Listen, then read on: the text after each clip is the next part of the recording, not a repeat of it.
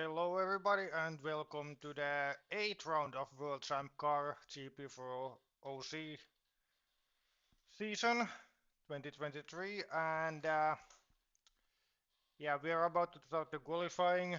An actual commentator will be joining us shortly, but for until that I will stumble here with trying to commentate and control the session while we wait.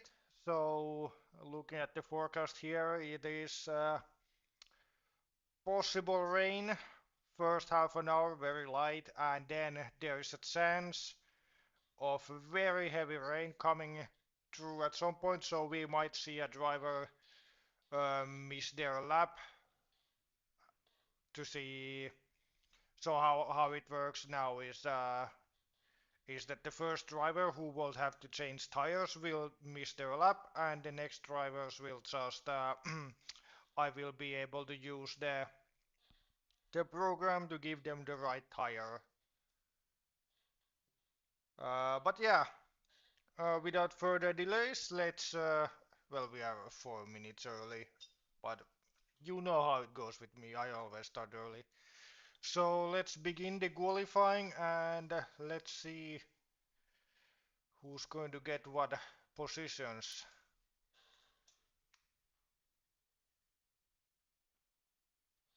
Also, I was supposed to put an elephant as the waiting picture, but I forgot to download a picture of elephant.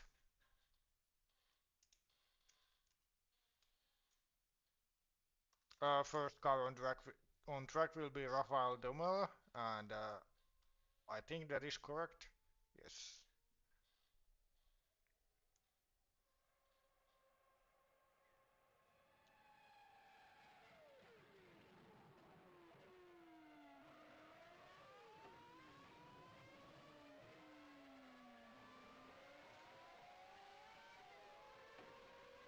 Also, if my voice is quiet compared to the rest of the stream, I really cannot do anything about that.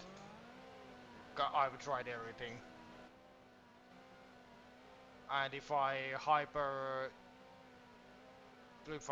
do the setting change I did last time, I'm just going to have trouble with the VC later on.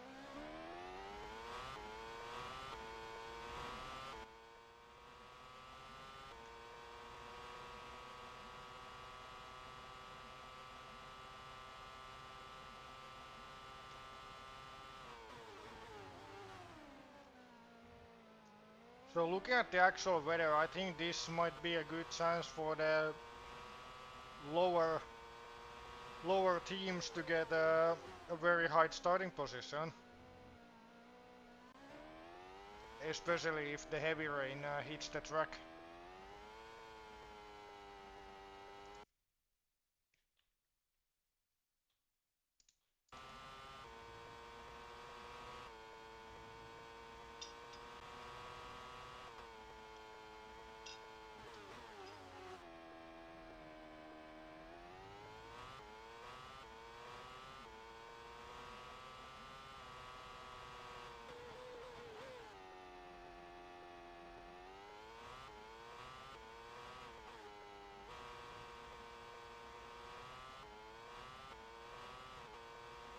And hello to the chat, there is at least Ennis and Simon here.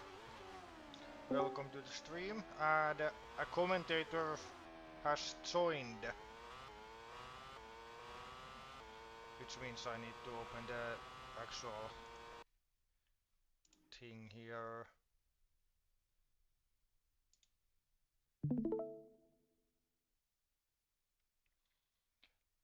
Hello, James. Hello. Welcome to the commentary. Thank you.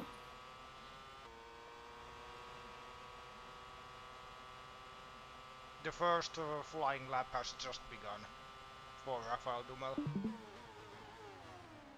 Rafael Domel and Chip Ganassi, who's having an awful season, unfortunately. Just no luck for the Brazilian driver.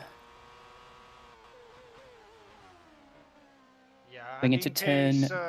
in case you missed the weather forecast, there is going to be chance of light rain right at the beginning, any point from now, and half an hour into the session, it's going to be around 60% chance of heavy rain, which could mix up the That qualifying quite heavily. I'll definitely favour the earlier runners, such as Duhamel and the next one out, which is Patrick Ferreira. Of course, I already explained, but I'll explain it again. With the current system for the ones that qualifying with changeable conditions, the first car who has to change tires will miss their lap, and the next ones I can then figure out the right tires. So somebody will get unlucky, might get unlucky enough to not get a lap time. And if it's heavy rain from 60 minutes onwards, then it could impact the top runners, such as Enis Parachki, Adam Wolf et al., as Rafael Duhamel does a 1 minute 39.990. And here's Patrick Ferreira, roughly halfway to 2/3 around his outlap. Thanks Dennis for posting the link on Discord. I absolutely forgot about that as well.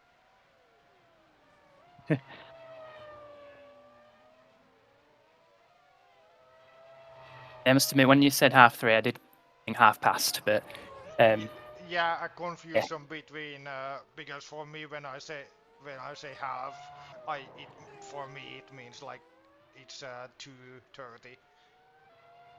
Well, I forgot for in English it said half past. Some of it's down to my forgetting the time zone difference as well. I'm right in saying Finland is an hour ahead? Yes, it is. It's currently 5 p.m. 2 hours ahead. Yeah, 2 hours ahead. Yeah. Nando de Oliveira will be next out in the Pennzoil Peugeot, as it's a long first sector. So I think this first sector ends after this little Mickey Mouse series of corners. Let's have a look and see what Ferreira does. Duhamel did a 50.445. Ferreira does something quite a bit slower than that. 51.665. Yeah, that's a lot slower, but it is a long first sector. That's a big difference. I'd almost feel like we missed a mistake he did or something like that. Let's have a look as he turns round this corner. It's now 1.6 down. Still quite a bit slower, so I guess it's just pace. Or maybe part of the... Sometimes when it rains in GP4 you cannot really tell it, like the graphic of the rain doesn't make sense with the actual track condition. Sometimes you can't see the actual raindrops, but you can see the tarmac changing colour. Yeah. Mandatory on board with choke. Poyo. And that Poyo is Bernardo de Oliveira. So a little bit about the career circuit. We'll get into an onboard run during Bernardo de Oliveira's lap time, as we've got a new commentator joining us. We have Sam Dorman. Yes, that's spelled out correctly, yes. And a third commentator. Blake Moore's joining us. Hi. This means I can mute myself. On board with Bernardo de Oliveira as he goes into the first couple of corners, very tight left into a flat-out left-hand kink onto the longest straight of the circuit, underneath the UBS bridge, underneath another bridge, Posco, and then a little bit of... I've been told it's raining at the moment, so the reminder of the weather forecast, it's light rain followed by heavy rain around 60 minutes or half an hour in, 60% chance of heavy rain. Half an hour, 60% chance of heavy rain. That's not that well, so you must set your lap time hopefully as soon as possible, and maybe clinch yourself into a good position for the race. But meanwhile, Bernal de Oliveira going around a few corners on. This is Seoul, right? In South Korea. Yeah, Hockenheim. Oh, sorry, Yongnam. Okay, I just see that. My bad for that, but yeah. Yeah. I already knew that for Champcar. Yeah. Next out will be Marcy Lee, but de Oliveira not affected by the rain. He's nearly a tenth up on Rafael Dumel's initial run. As we go through the final few corners, tight left kink into a long right, with some visibility on the inside because the concrete wall was moved for the 2011 race in real life. Back onto the start-finish straight, and de Oliveira goes fastest up to provisional pole position. 1 minute 39.842. And now, as you can see, the rain is getting a bit heavier. I've with the sprays on the screen. Keep an eye on the tarmac changing colour, as that's an indicator that the track will be getting wetter and therefore slower. So if it gets heavier at this stage, then de Oliveira looking good. But yes, in the meantime, here's Marcy Lee. First into the first corner, Marcy Lee getting a really good drive out the first corner as she powered down the longest straight on the track. I would say that Marcy Lee at the moment has a chance to clinch at least the top two, at least before the rain properly comes down on the circuit. Going into the next corner is a almost hairpin right-hander. Go on to like the national pit straight into the double hairpin complex to the left, and then quickly back to the right as immediately as possible, getting around first gear. Was on the rev limiter as she comes out of the corner.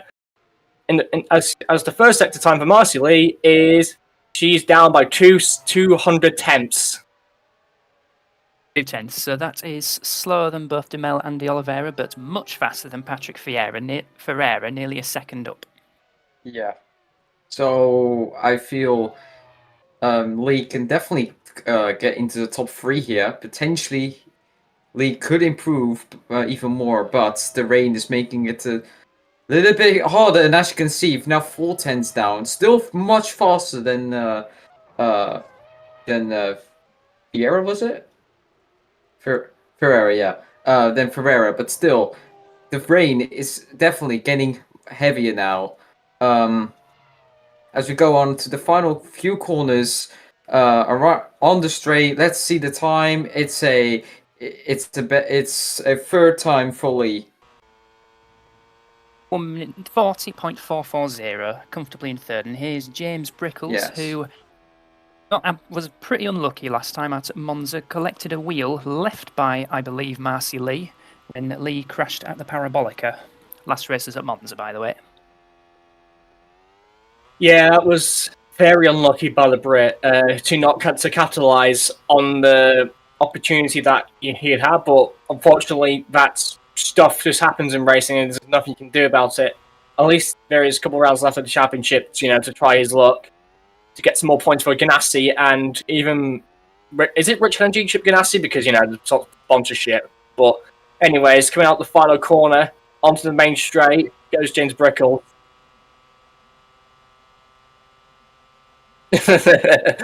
Yeah, into the first corner goes James Brickles.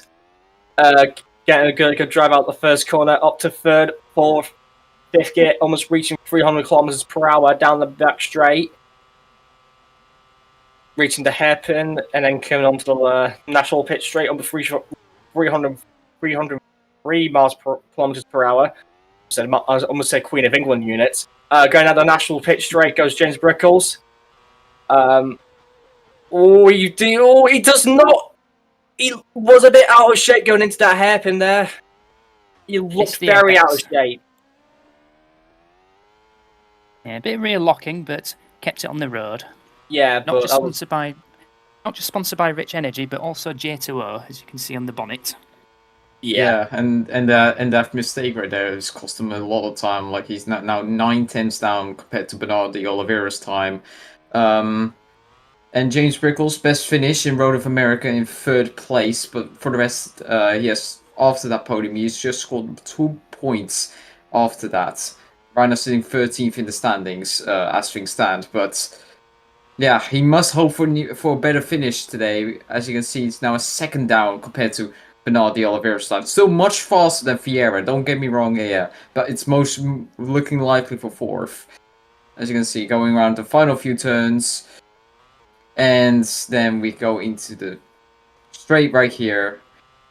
What time is James Brickles gonna 1 minute 41.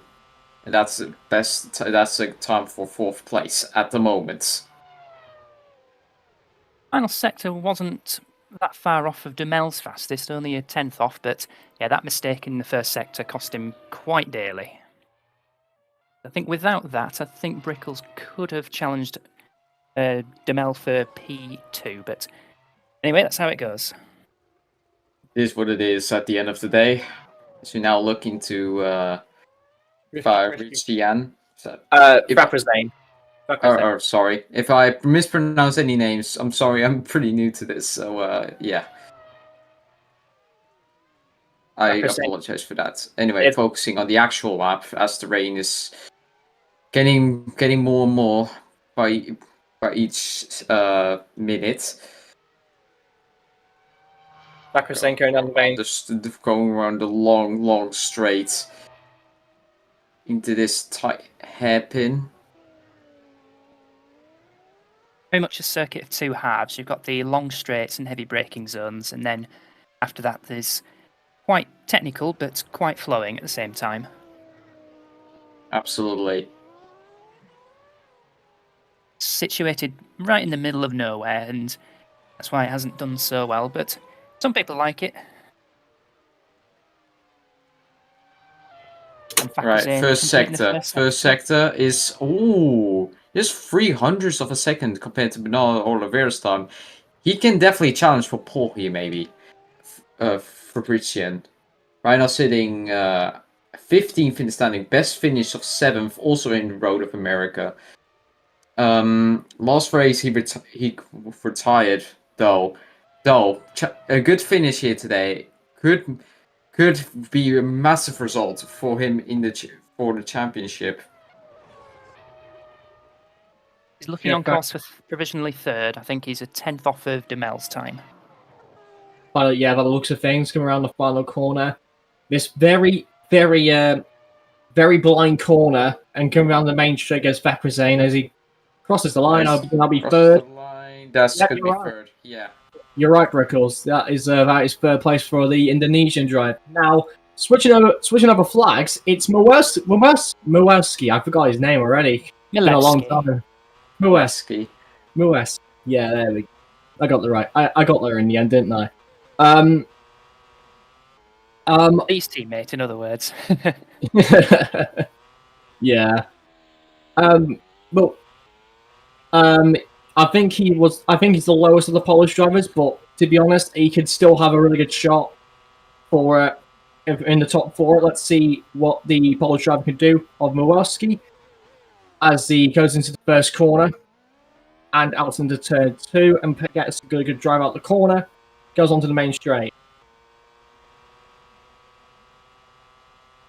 The Polish drivers in the field. You have Milewski, you've got Friedrich Soper, who finished 5th at Monza, and then Simon Muchka, who finished 2nd. Meanwhile, Milewski in the last race finished only 16th out of the 22 drivers. Remaining runners. Yeah, of the Polish runners at least. But let's see. Going into the first sector, can he do something? It's 2 tenths down on Bernard de Oliveira's time. I think this can be maybe a challenge for 4th, I would say, but we will see. Going around this... just up on Lee's time.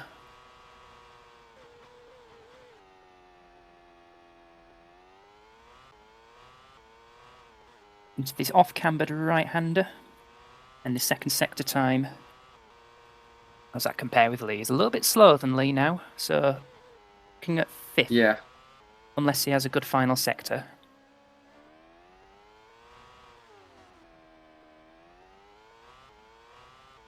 Around the final corner, Milewski got to complete the lap, looking to challenge Lee.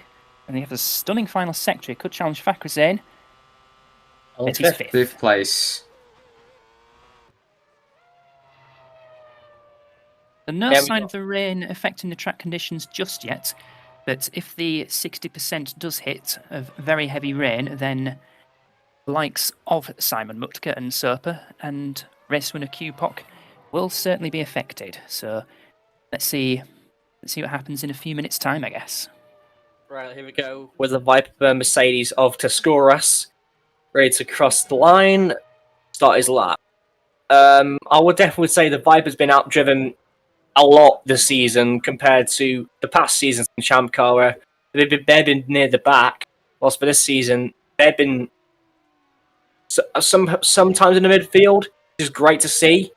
That team going on the up, but still, that Viper is still a bit down compared to the other Champcars. But here comes the Scorers going down the national pit straight. The Scorers did achieve the team's best finish yet this season, though. That was 6th place in the first round. But yeah, for the rest, it's just been sometimes maybe 1 point, but that's it really. There was 1 point in Road America, and 1 point in Spa. As I'm not sure how much time quicker than Brickles in the first sector.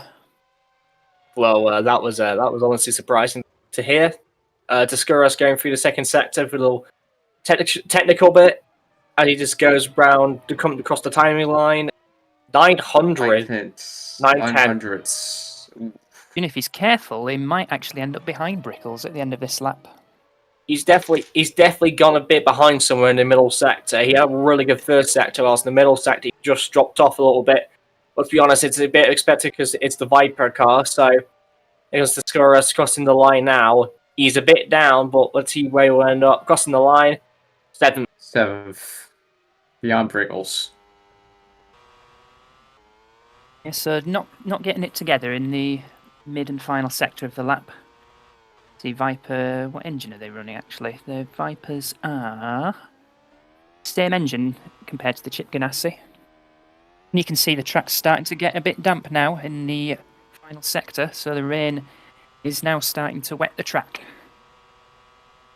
Which is, you know, not really helping the track conditions at the moment in terms of lap time.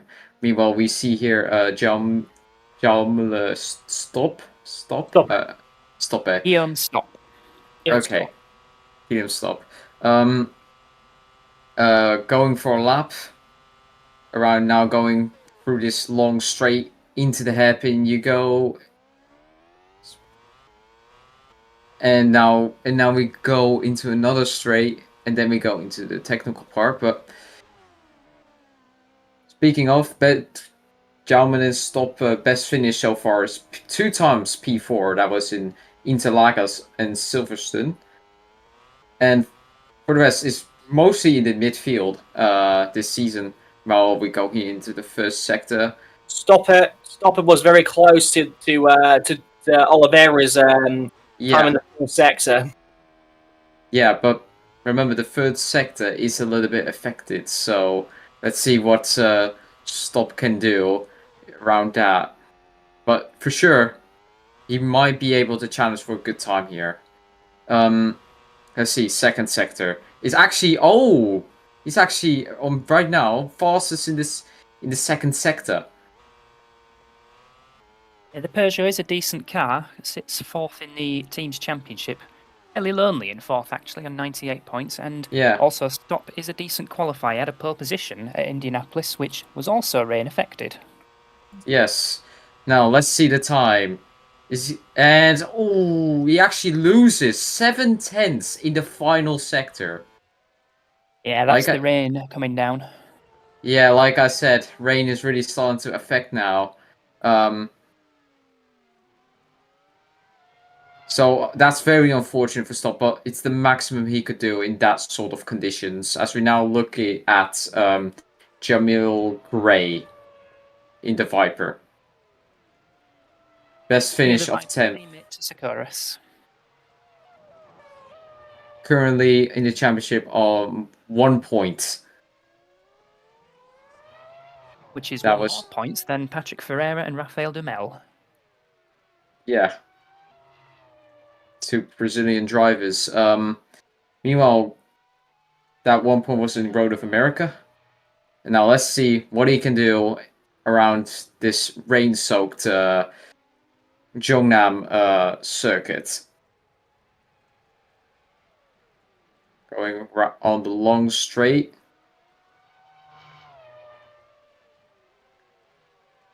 Like Blake said earlier, that... Sorry, you go. Colours of there are different colours of tarmac now as the rain now starts to affect certain corners of the circuit.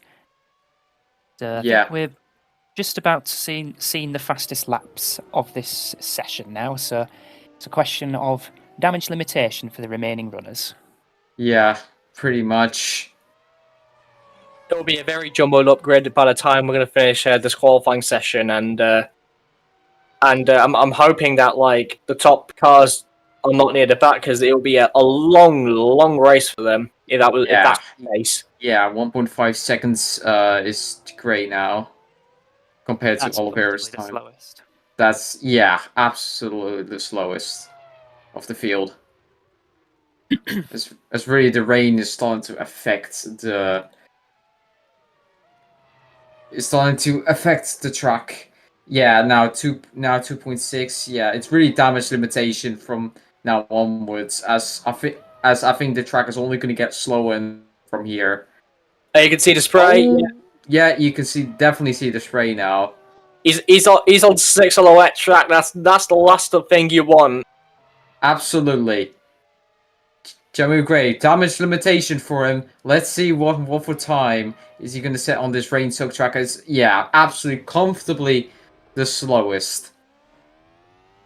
And now you're starting to see drivers going off too. Now you start to see drivers going off too because the rain is because it's so wet.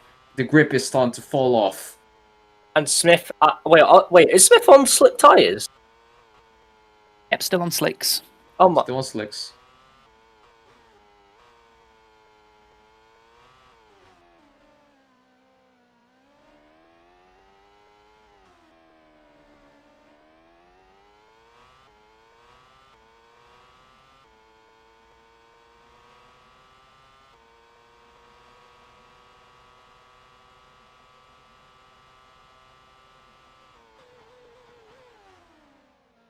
All right. So at the moment, it's a fix that was brought in for the Interlagos qualifying session, which again was rain affected. So now it's just Connor Smith's just to get through the lap and just do the lap because he's on slick tyres. He's just like you just got to get through it. There's just no way you can just jump up the leaderboard. It's just damage limitation, like as you said. Yeah. You can see how there's no traction for Gray. There's no grip, no traction at all. Just have to drive pretty slowly. And as you can see, it's 2.5 seconds. That's comfortably the slowest again in the first sector. And as you can see, look, the grip is very bad.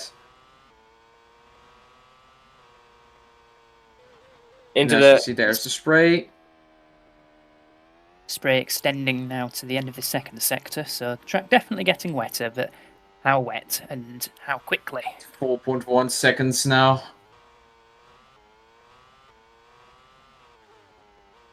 This is gonna be the slowest lap time. What's the slowest lap time in GP4 OC history, Yuri? Question mark.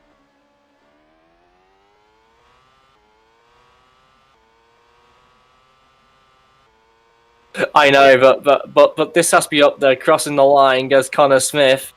On 1 minute 47, 7 seconds. Oh, 7 seconds off. That's not what you want. As you can see, now I think It's Crutcherville. Gratcherville is still on slicks on a completely soaked track. Wait, is he? Yeah, he'll still be on slicks. I think it might. Uh-oh. I think it could actually try the tyre trick just to see if he doesn't pit, because I think it's starting to get to the point where wet tyres will definitely be needed.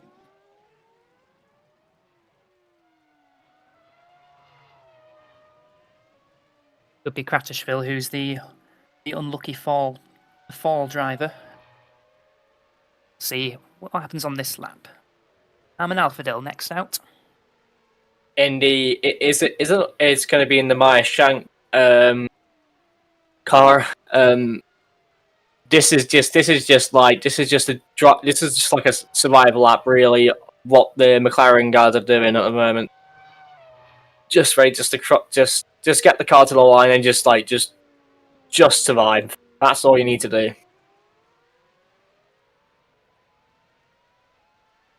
It's just really damage limitation, but as you can see, the track is just getting more wet and wet. It's just, yeah. And fall still nice and dry though.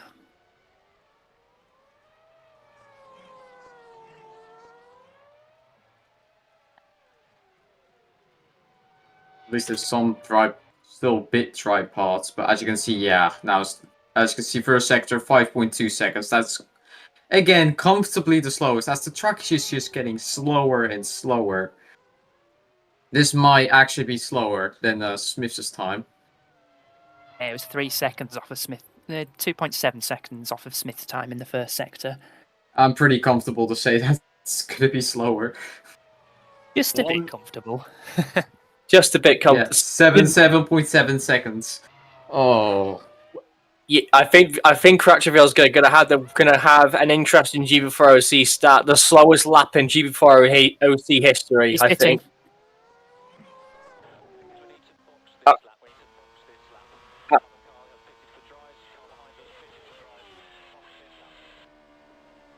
He's gonna go in, isn't he? And keep an eye out on the tyres. Oops, wrong button. Oh, he's not made it. He's not made it. So he's also not setting a lap.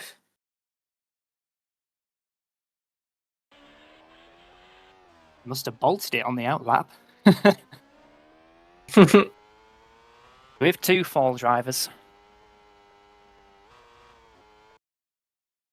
What are you doing?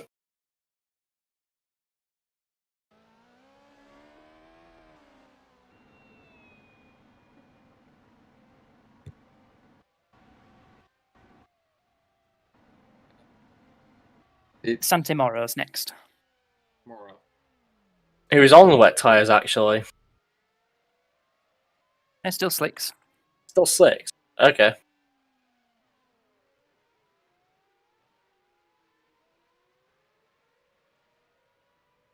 Still waiting the abracadabra moment. Where's the magic? Magic.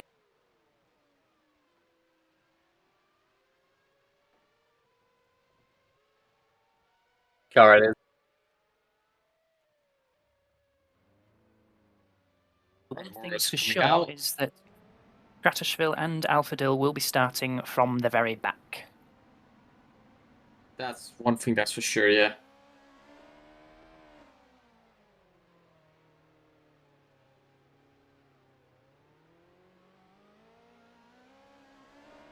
Yeah, stop appearing.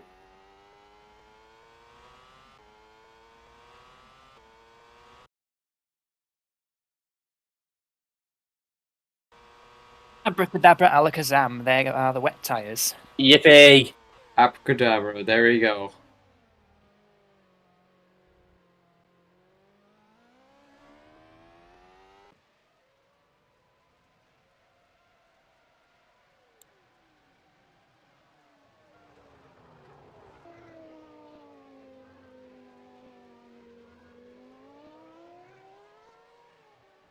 Yeah. With the track now, the next car after Asante Moro, so I have the results from the previous race up here. 8th, TJ Papero.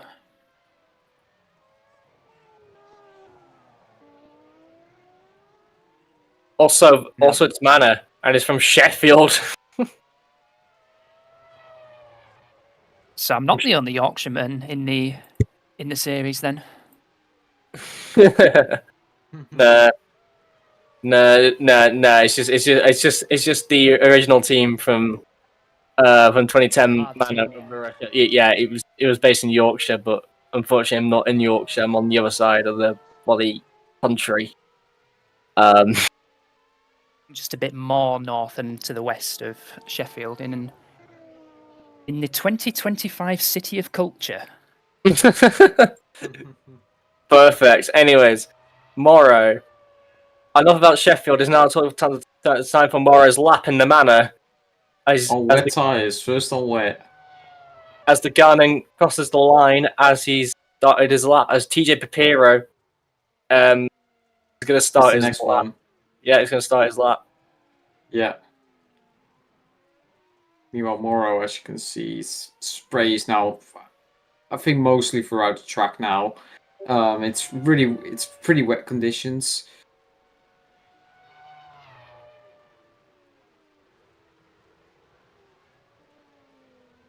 All right.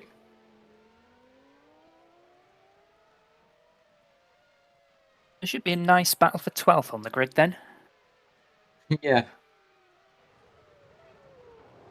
And the first, it's like the two group qualifying stage from. And I think it's very likely. And I think it's very likely Bernardo de Oliveira is going to start from pole here today. Absolutely, and has Dumel's look changed because he's on the front row? He's had a dreadful season. Yeah. He's 11 seconds off. That is comfortably the slowest again by a mile. Oh yeah. He goes off. No traction on that curb. Yes. There's absolutely no traction on the curb at all. There's just nothing. There's no traction on the actual circuit.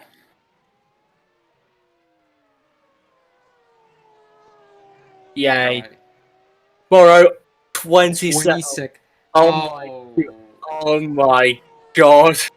Well, this might be a contender maybe for one of the. We might have a few contenders here for the slowest GP4 OC lap times in history, especially around this track.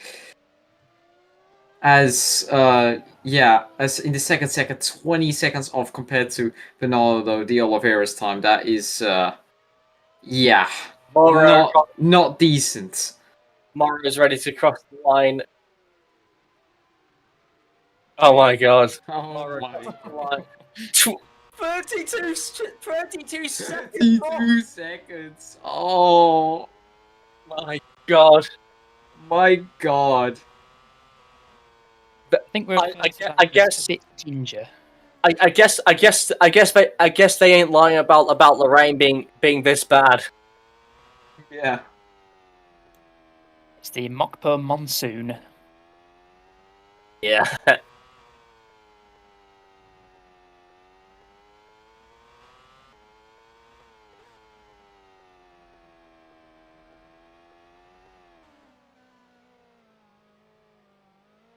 Wait, is there another wet tire?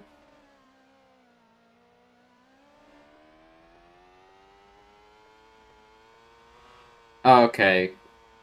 And then what you just mentioned is like extreme wet tires or something.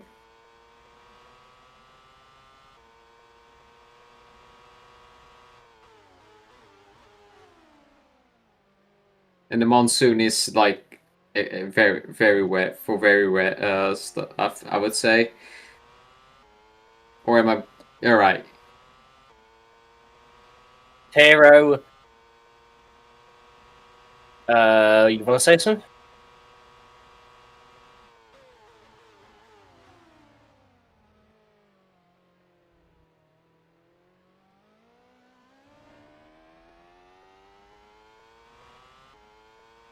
Yeah. Alright. Right. The Pero going into the double hairpin to the left. And then, Skin around that hairpin. oh my, event. Right, oh my god. Oh, it's very bad. It's so hard to drive. It's so hard to drive. And The track is a complete river at the moment.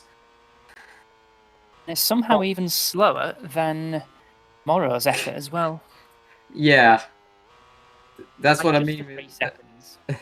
That's what I mean with this track has turned into a complete river. As you can see, there's no traction up into that corner. I think less Champcar. I think what you need is a hull and an outboard motor. Yeah. Maybe some oars as well.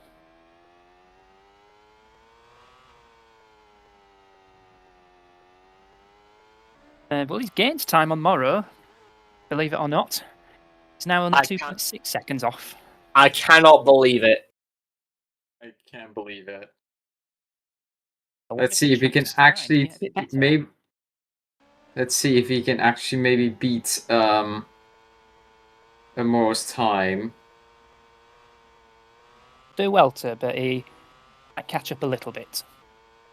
Let's definitely see. slower. Definitely still slow though, but yeah, okay, 33.8 seconds. They did gain time in the second and third sectors, only ended up being 1.7 seconds off. I think we've seen the worst of the rain now. And Adam Wolf might have a chance at getting ahead of both Pepero and Morrow, depending on if the track starts to dry out. Or if he gets the monsoon tyres.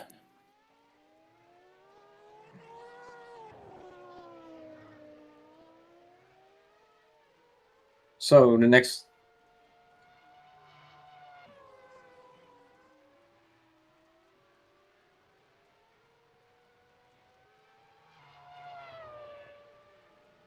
All right. So Adam Wolf ran on the soft wet tires, as Yuri has said. Let's see if this is going to be. Let's see if this is going to make an effect towards the times. Wolf, by the way, the race winner at Interlagos.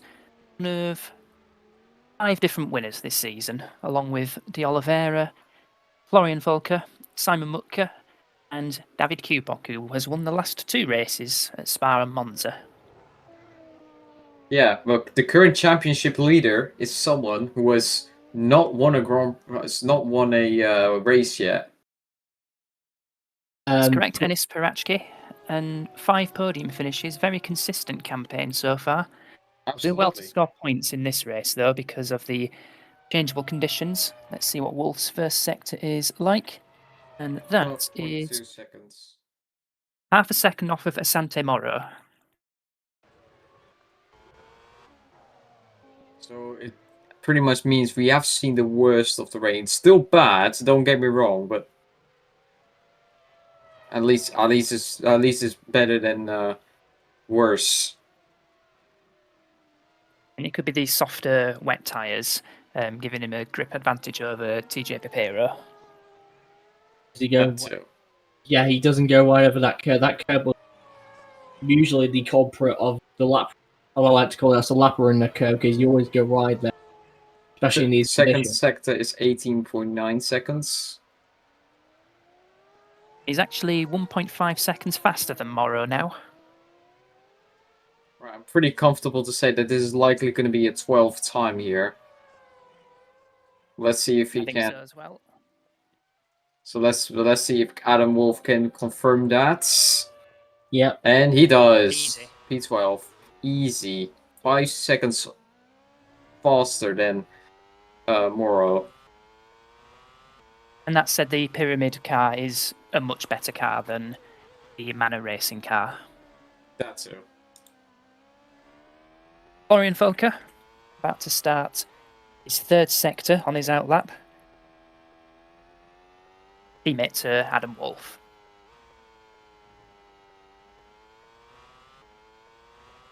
That the target for Felker will be to qualify in P12 in Group 2, as it were now.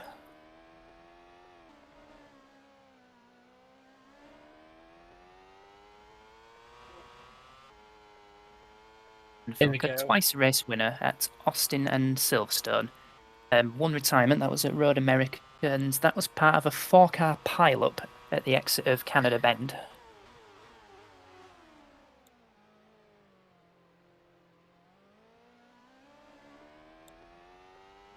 As out the first corner goes Felker onto the long second straight that leads into the best overtaking spot of the circuit. Friedrich Soper is next out, by the way.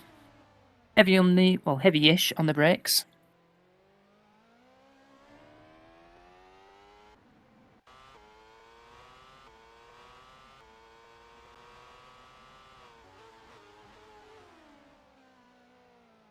And Soper exiting the garage on the wet tyres as a result of the dynamo-like magic.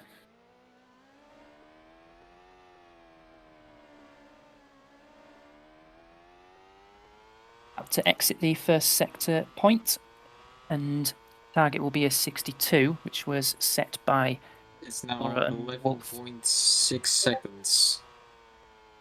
And that's a fraction up on Asante Moro, and on Moro's lap the rain was at its worst towards the end of the lap, so Felker should be ahead, and see how it compares to Adam Wolf's second sector. Got a 1 minute 34 beat in the second sector, and if the rain has eased off, then it should be quicker. It's now 70.5, so yeah, it's definitely getting quicker out there. That's 1.5 seconds quicker than Adam Wolf, so Felker looking at a roughly 2 minute 5 lap time. Can he hit second gear in the final corner? Midway through.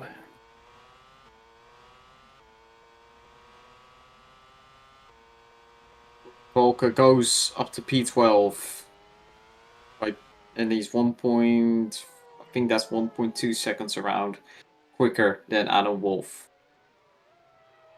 1.8. 1.8, my bad. Not to worry. And Friedrich Soper next out on circuit. So 5 more runners to go, and they are Soper, Robert Ionescu will be next out, and championship leader Enis Parachki and Simon Mutka. Last out, David Kupok. And all will be aiming to be P12 on the grid. Yes. It seems that TJ Bapira will be P20 on the grid, and Krasnodar and Alphadil will be at the back, unless somebody pulls off with mechanical issues on their flying lap. So here is Frederick Sopa, I think. Soper. Sopa.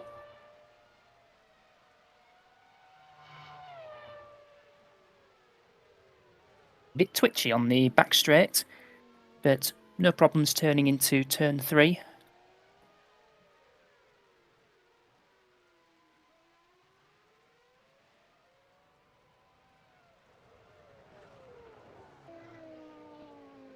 Now into turn 4, one of the potential overtaking spots on the circuit into the Mickey Mouse right and left, very slow corners, even slower on a circuit that resembles a swimming pool. At least there's some some people in the audience. Soper does a first sector which is half a second off of Folker. It confirms that the rain is becoming less and less on the track, and the track is becoming better. So I think from here it's going to be mostly P12. Everyone is going to say, unless obviously something happens within the lap. So, but now 18.5 seconds. That I think is a bit slower than Volker's time. It's 1.1 seconds off, and the Pyramid is a better car than the Penske that Soper is driving. So I think some of the time difference will be down to car efficiency. Fair enough. Let's see what Frederick can do here. And he goes up to P13. He beats Adam Wolf by half a second.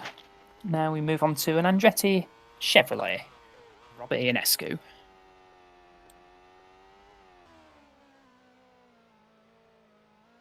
Ionescu has the one podium this season that came at Interlagos, had the fastest lap at the Silverstone race.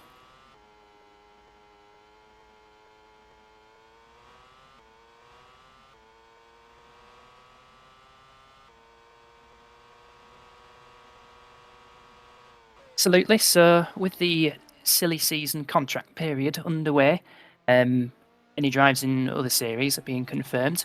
We have just the one so far in the Champcar series for next season, and Andretti have confirmed Rosetta Martinez as one of their drivers. Martinez currently a Formula E driver. Currently the championship leader there too.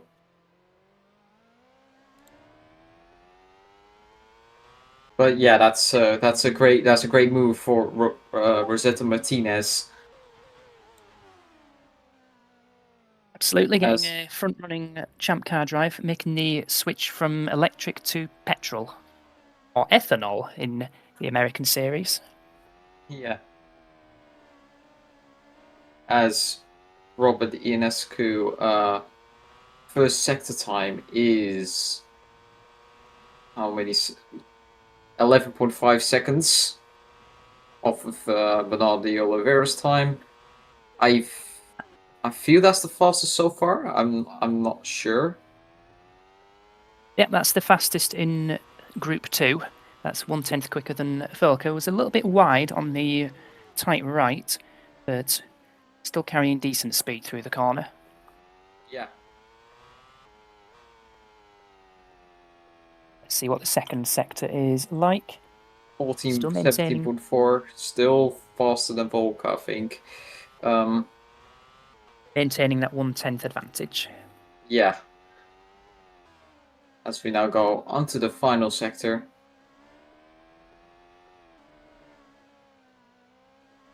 Final couple of corners.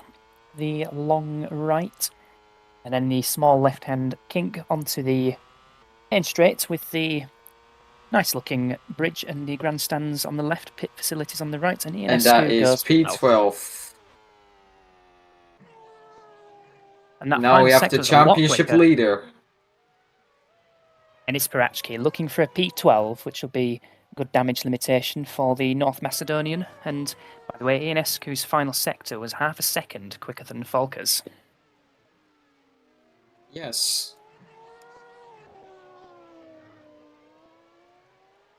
The track could be drying out in the final three runners. Be a nice battle for P12 in the end.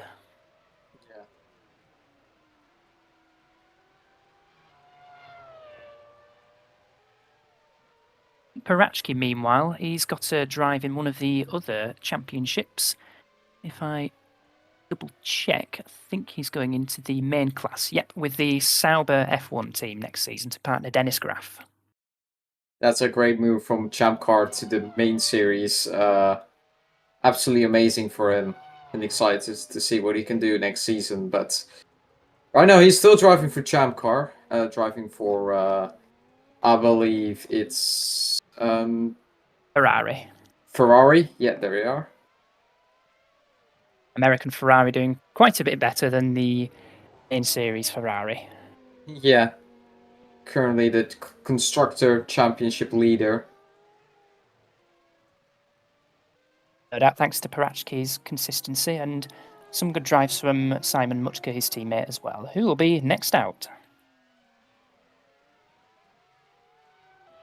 So, Perachki, let's see, 12.3 seconds in the first sector.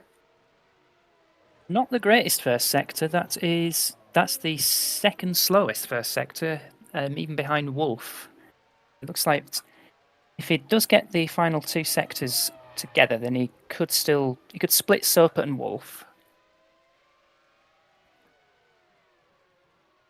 Not kind of surprised about that first sector, but he can still scrape it together. 18.9. Oh, that's way slower than Inescu's time. It is, but he's now pretty much level peggings with Wolf, so could be on course for a P15 if the final sector goes well. It's not a great look though for the championship leader. That's one thing that's for sure. Though conditions are out of his control. Let's be real here. But let's see what he can do. Damage limitation, as they say. Perechki goes onto a time that is P16. Oh, he lost a lot in that final sector. That was Yeah. The good news. The good news. Easy top 3. 16th. The good Yeah. news for Parachki is that Kupok, Felker, Mutka, Ionescu, and Wolf have had to endure the same conditions. Bernardo de Oliveira is 7th in the championship, 32 points behind, but on pole position.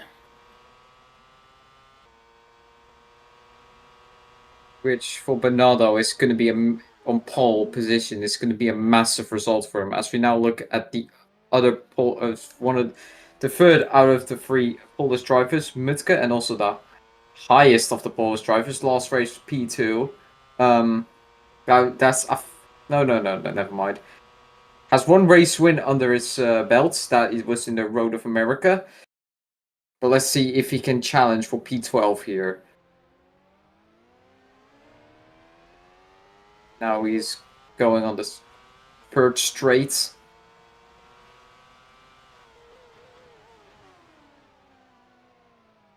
Yeah, because he won the last race in Monza.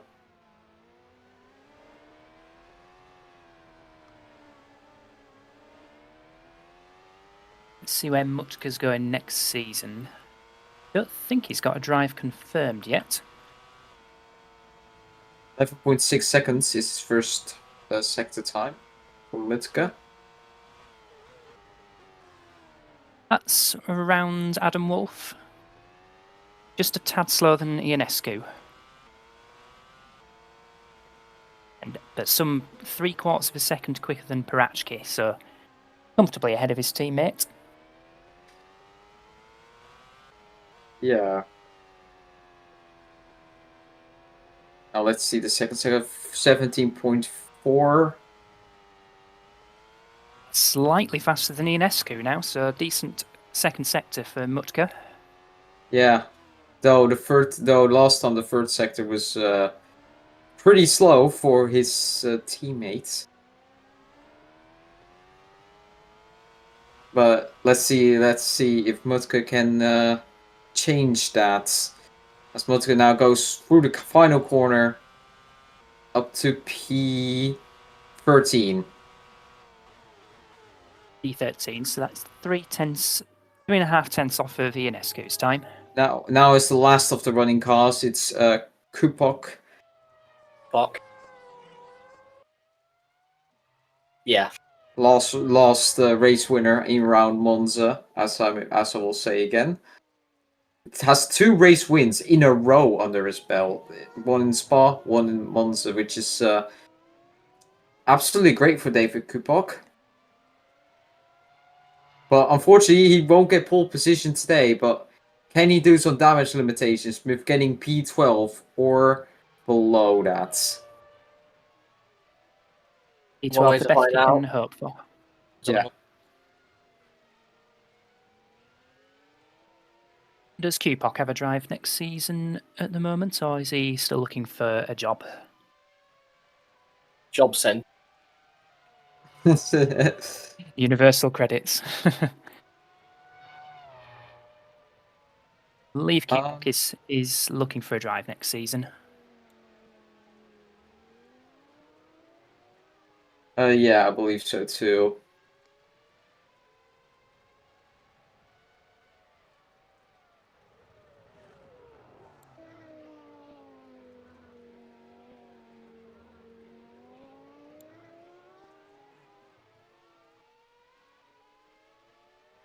he's still looking for a job as we stand at the moment. He's next year jobless, which is pretty unfortunate. But I'm sure he will find a drive next season. First sector only 12.8 seconds. That is, I think, slower than Mutka. Yeah, that's now the second slowest first sector of the session, even slower than it was slower than that, Parachki. Not great. Let's see what the second sector can do, though. Maybe he can scrape it there, maybe together. No, 19.7 seconds. That is not a great look. Yeah, it's looking at P18 on the grid for QPOC. Yeah, looking like P18, but it's 6/10 quicker than Morrow, so he does have a little buffer to play with. So yeah, rain seemingly returned somewhat, affecting the final two runners, Parachki and QPOC in particular. So QPOC about to complete the last lap of this session. Goes up to P18. P18. That's the grids formed. So, Bernardo de Oliveira is on pole position. Then As Champcar pole. Then Rafael Dummel, Fabrician, Lee, Stoppe, Mileski, James Brickles in 7th. I cannot really pronounce Greek's name, so can you help me with that? Securus is in 8th. Securus 8th, Ferrer in 9th, Jim O'Gray in 10th, Colin Smith in 11th, Ionescu in 12th, Mutka in 13th, Florian Volk P14, Fredrik Zuppe P15, Anna Wolf 16th. Ian Paretsky 17th, Kupok now at P18, Centimoro P19, Babro P20, and the drivers who have failed to set a lap time because they had to pit was Crutchoville and Avadil. There we go. That concludes the qualifying session for the Korean race at the Yongam circuit. And in a moment, we'll be presenting the grid 4x4 as we usually do in the GP4 OC series.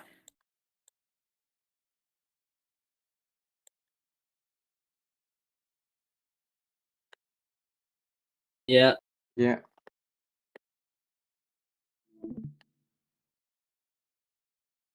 Talking to the chat, maybe. Yeah.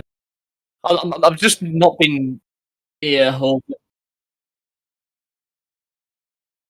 I don't know. I don't know.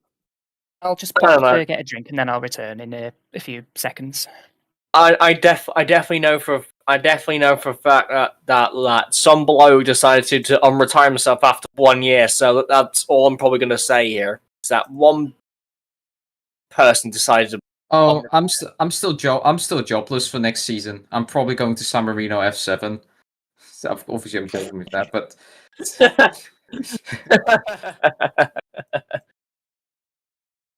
But seriously though, yeah, Blake is going to probably return to some drive. I don't know what, but next season, coming out of retirement. Meanwhile, I will say one thing. Will Nella going to Formula E is like the least was the least expected thing I could have asked for in the series. No, it's not. No, it's not. Bloody Alex Broster going to F2 again, or car going to Red Bull. Will Nella going to Formula E? Okay, that is an interesting contract that Nissan's got. I don't know how the hell they're going to afford his wages, but well, I want to see what happens. I already know my team to root for in Formula E next season. Oh no. Heineke. It's a joke. Anyway, seriously though. The drivers who is right now in the Champcar, because we're not talking about Formula E now. In Champcar, who has signed a contract for next season, who are right now in Champcar is I think Florian Volker, who is going to the Aston Martin DTM. Great move for him. Yeah, he's going to drive for the Aston Martin GT1 team which is the factory team, not the like the privateer team, which is not run by Northwest. He's going to drive for the factory effort. I think the only other driver who has a confirmed contract for next season is it Pereski for We're the actually going to Sauber? Sauber, yeah. Yeah, it's Yeah, got going to Sauber next season. I think the Which- interesting one was Koji Cheong going from Formula E to Aston Martin. I think that was quite a nice little move. That is I think it's the second most confusing move after after Lucian going to Williams. That is the one I'm very confused on. Oh, I'm also surprised of that. Yeah, when I saw the announcement for that, but you know, they can always try signing Formula E drivers. Taking a little bit of a gamble there, but to be honest, we shall see how they will perform in for the GP4 OC next season, the main series. Yeah, I did of course. Alex-Eric promise, Lucian. I did of course promise a lot of driver moves, and the power of the rest of the series, as you would call it, has been increased from previous years. Alex-Eric Lucian, a current Formula E driver. Yes. Yeah, he'll be in the main class next season with Williams. That's what we were just talking about. That. Yeah, we're talking about that. I must have been filling up my pint glass at that point.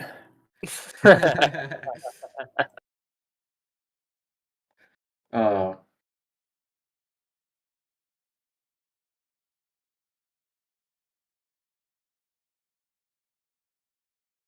I'm using the other lineups, and Santino Andreoli going from Formula 2 to the main class with Toyota.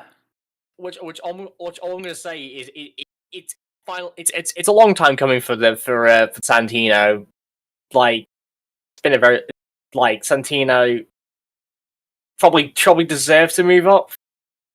To be perfectly honest with you, so I think Santino 100% deserves to be in that top class seat. That's for sure. Which one? Also, I just want to talk about someone called Alex Broster, who has been in F2 for like, what is it, 3 years in a row? Yeah. Not like no offense to him, but damn, that's a pretty damn long time in F2. I mean to be honest, Alex Broster is literally the Ralph Boschung of F2 because he's just been there for a long time. But like, it's not like he's bad or anything. No, I'm not trying to say he's bad. I'm absolutely not trying to say that. I know, but I definitely know what you're trying to say. But yeah, I'm not going to talk about my F2 season because it was a complete disaster. I'm not even going to talk about it. I saw the clips. Yeah, you saw the clips of my dams blowing up and not Carlin blowing up. Poor pit strategies. Yeah, I'm not even going to talk about it. For we'll be here for hours. Yeah.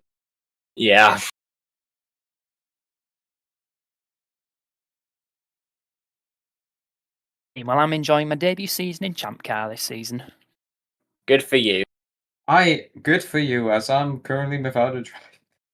Yes, and I just joined this year, so that's why. To a certain British bloke here. Hi. Yes.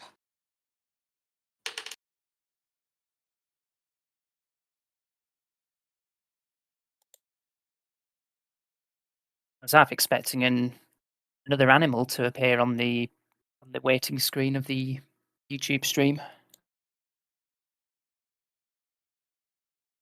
An elephant. What? I love it. Excuse me? Why an elephant?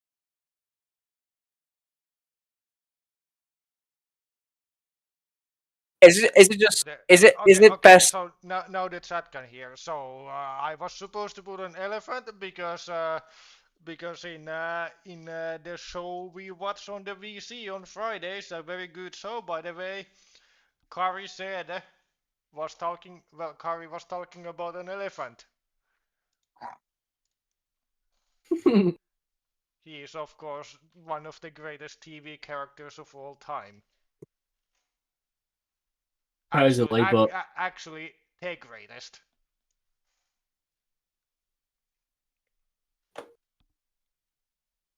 By the way, I'm just looking for an elephant emoji to put in the chat. By the way, I have everything ready. I'm launching the game right now. launching video game. Here we go.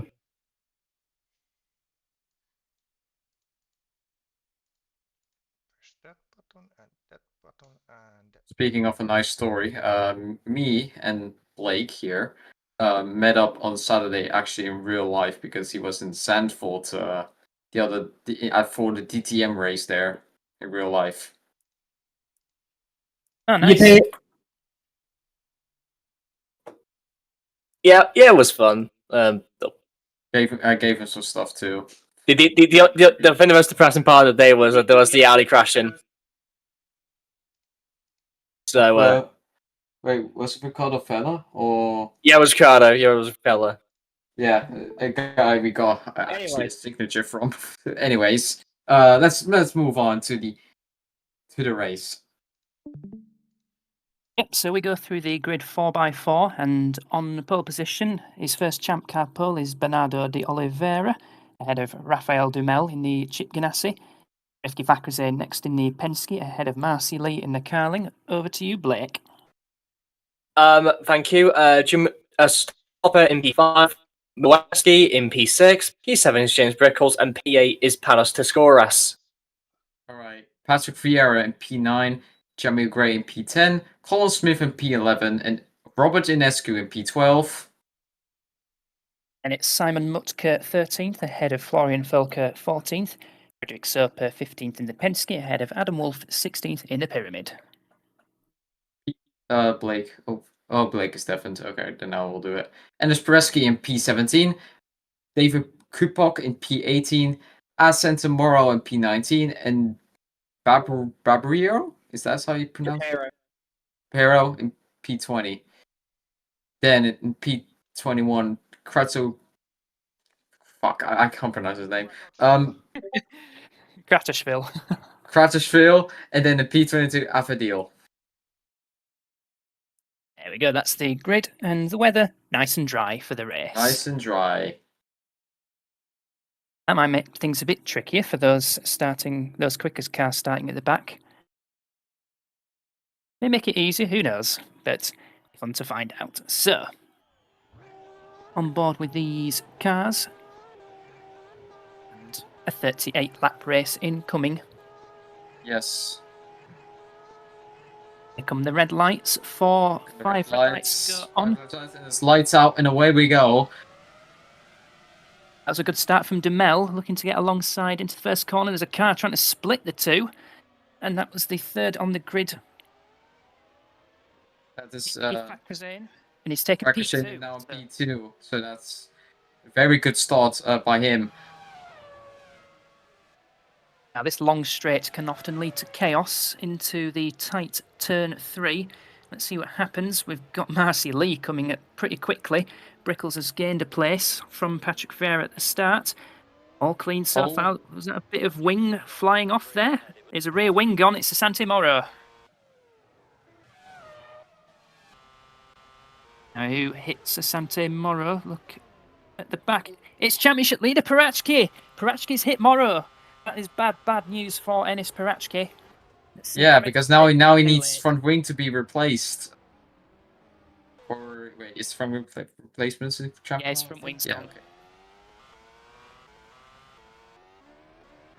Parachki and Morrow both having to make unscheduled pit stops at the end of this lap, so bad news for both. But in the lead, Bernardo de Oliveira, Rifki Fakrazin second, third, Rafael de Mel, Guillaume Stopp in fourth. So we've got both Pennzoil Peugeots in the top four. Oh, that's Kupok Kupok. crashed. Kupok's got off. The previous race winner is off, and he is out of the race. The top two in the championship in massive trouble. Wow. Oh. That is huge Now, for the championship. That's huge for the championship. let's see, was he helped? Was he's wide for a start? And that was getting past Parachki, just way too wide, and then wow. Yeah. Clumsy is the word I'm looking for.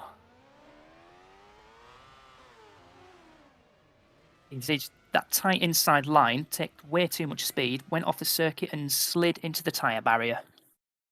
That's Kupok out of the race. And that's championship implications, that's for sure. As soon as I come back, I saw that crash. God damn it.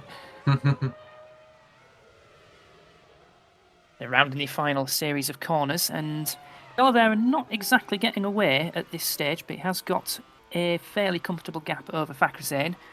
Now we're going to see some moves into the first corner. We've got Slipstream behind Fakrazin, Slipstream behind the Dumel, as Stopp is having a look into the first corner. Don't think there's enough room there yet, and Brickles being passed by Ferreira for P6. And poor exit for Brickles. That's going to put Malevsky into play. And P7. P7. That's Brickles losing another place. And Sakuras, I think, overtaking Smith for P9 as well, as Ionescu is up the inside and making good progress. And Wolf has a bad exit. He was being overtaken or trying to overtake somebody, and he's lost place to Volker. Rescue is also in due to the front wing damage. Well, Rescue definitely needs to do a comeback drive from this. Absolutely. His hope is to get onto the outskirts of the points, maybe to rescue a 9th or 10th place if possible. Absolutely. Meanwhile, Bernardo Oliveira is now leading with a second gap. But this race is very, very long, so anything can happen. Oh, we've got yellows at the long left. Oh, that's Grey off. Was it against Alphadil? Oh, contact with Volker. So Volker up the inside. And so this is a known issue with this long left-hander, in that trying to get up the inside can often result in contact. So I don't believe Volker will be getting a penalty for that one. Confirmed, no penalty for Volker. Fast lap by Bernardo Oliveira, who's really pushing. But no, never mind. Ionescu now says the fastest lap. And look at this kerfuffle between Lee, Ferreira and Malevsky. Three-way battle into the long back straight. Are we going to get three wide? This could end badly. This could end very badly indeed. But luckily it doesn't. A sensible driving there from Marcy Lee, who does run wide at the exit, and Brickles versus Ionescu now for P8. Ionescu the fastest on that last lap, but not alongside going into turn 4.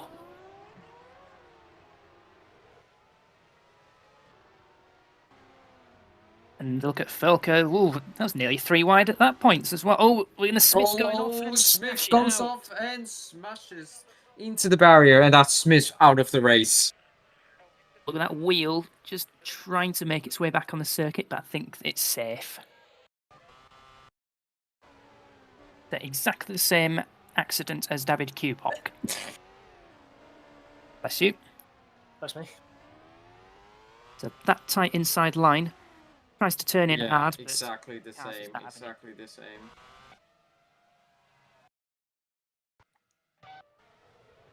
As we switched back to Wolf versus Volker, that's two teammates going at it, I think.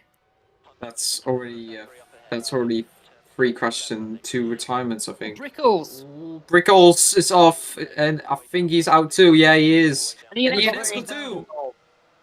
Now there must have Oh, been a collision between those two. If it is at that long left, which indeed it is, then Ionescu's had a go, and no real room for 2 cars at that section. How many cars have crashed already? Is it like 2? It was like 4? we're just in the 4th lap, and 5 cars have crashed already. Oh dear. And Oh, that was immediate damage.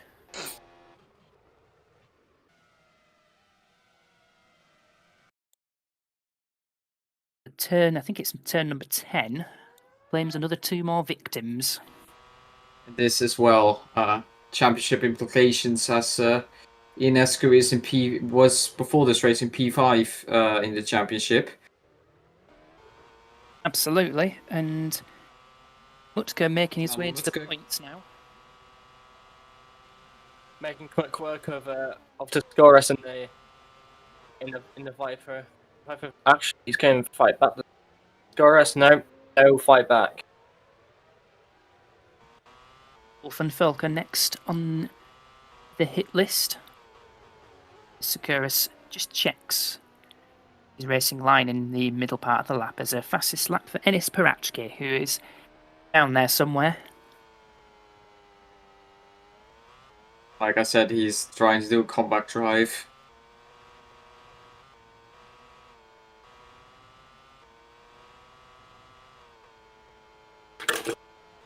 The last of his sweepers before the right, and no accidents into turn 10 just yet. I think it's 10, 4, 5, 6, 7, 8.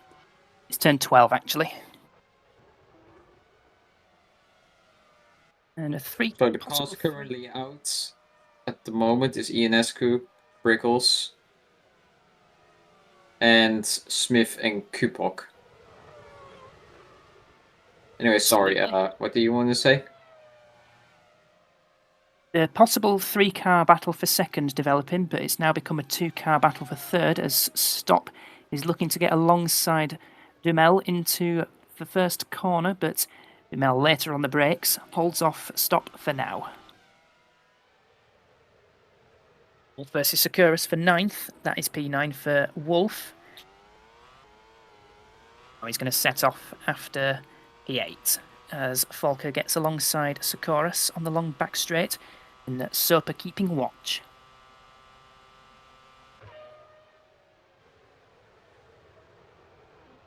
Volker just fucking go around the outside and also trying to make sure he doesn't do whatever he did last year again, because he was at this corner last year and he looked up and eventually lost the championship because of that lockup. But Volker keeping in touch, whereas Oliveira has pulled a massive gap to second place. Really impressive driving from the driver in the Peugeot. Absolutely. Looking for his second win of the season, having won at Indianapolis, very first race, the 2023 World Champcar Series.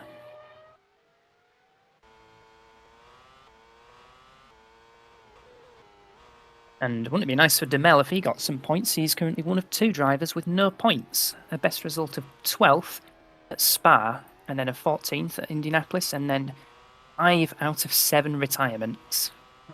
Rough. Extremely. But hopefully that can change today for him.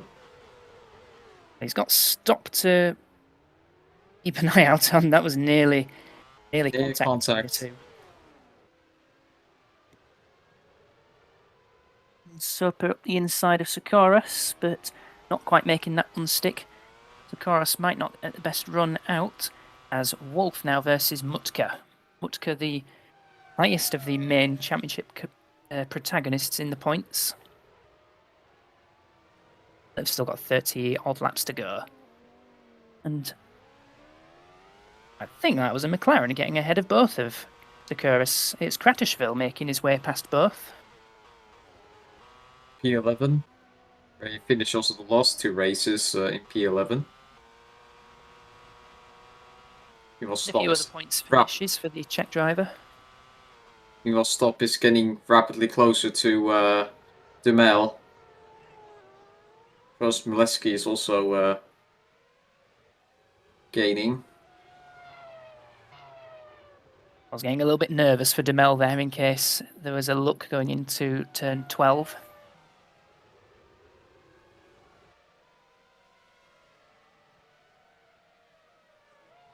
And a 4-car queue developing behind Marcy Lee.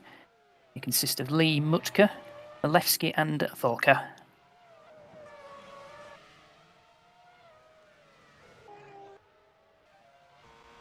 And Patrick Ferreira looking fairly lonely in P6 at the moment. Also looking for his first points of the season as Stop versus Duhamel once again. And a bit later on the brakes. And Near contact again.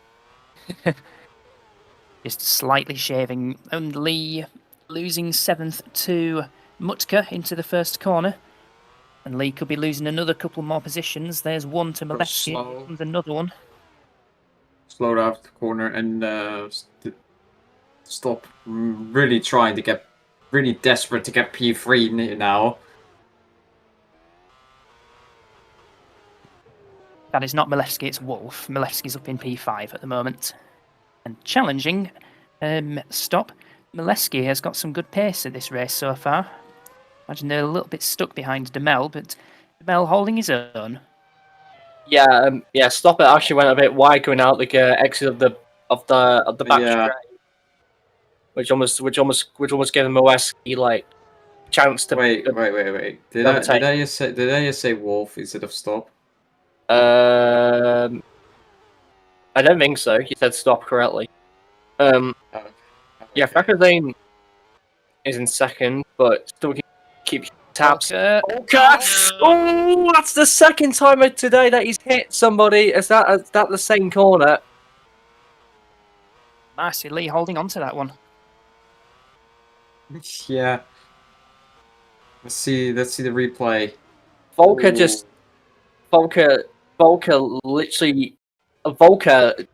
challenging his inner Dale Earnhardt and just booted Lee out the way. Yeah. A beautiful slide from Marcy Lee through 12 and 13 on the runoff. Good save though. Good save though, I will say. Absolutely. Could have ended far worse. Take note, Robert Ionescu. That's how you overtake without damaging cars. Bernardi Oliveira's actually he is losing a bit of time to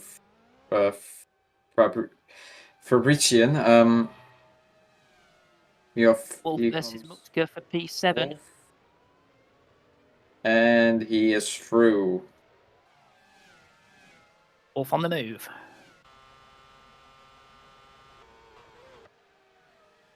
Bell still holding on to P3.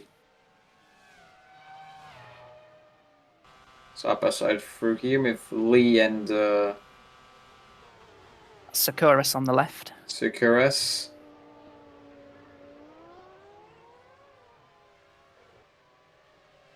And still Duhamel in third. Stop can't get past, so Duhamel running a slightly lower downforce package, it seems, because Stop can't get past on the straights. Duhamel literally saying to Stop, you shall not pass.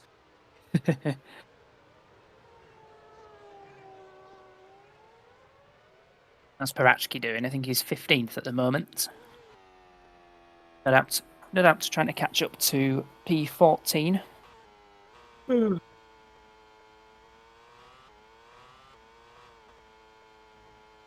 Nardi Oliveira, still a 1.5 second gap, but Fabrician is ever the more coming closer. It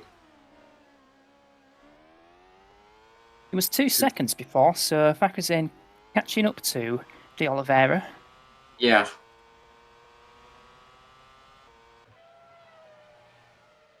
The pit windows should be opening soon. Can I check when the pit windows are opening?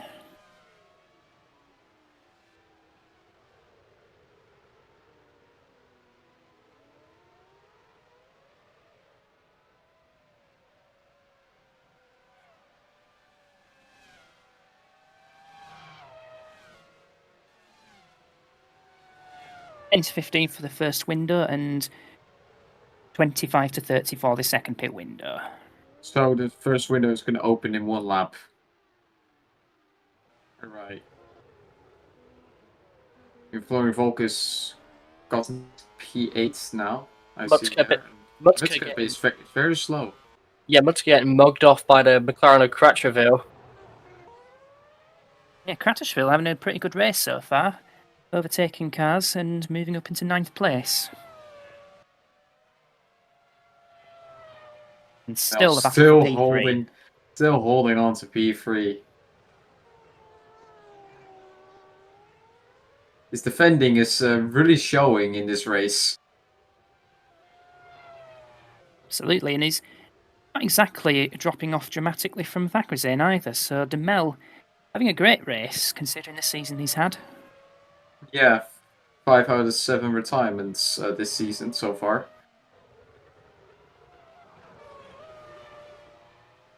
No doubt if Stop could get past, you can lap up quite a bit quicker.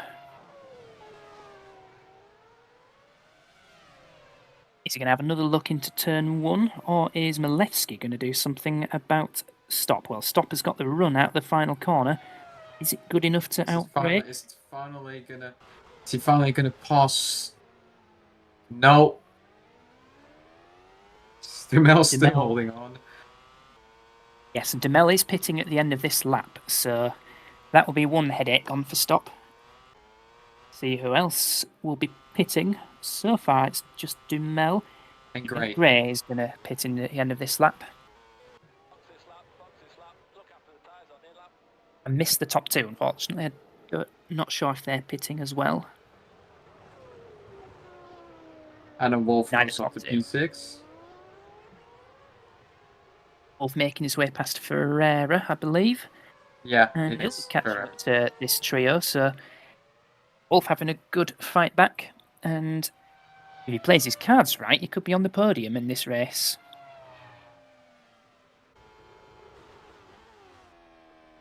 Fabrician is definitely coming closer still to Bernal de Oliveira.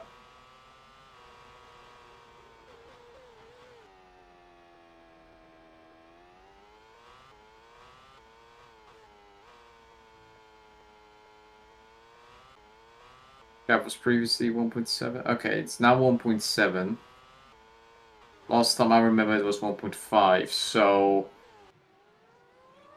gap is being a little bit steady. Not really gaining, but not really losing either. I feel like the pit stops could well change things depending on yeah, absolutely. And Demel is coming in. Mel in the pits as Folker looks at Ferreira for temporarily P6.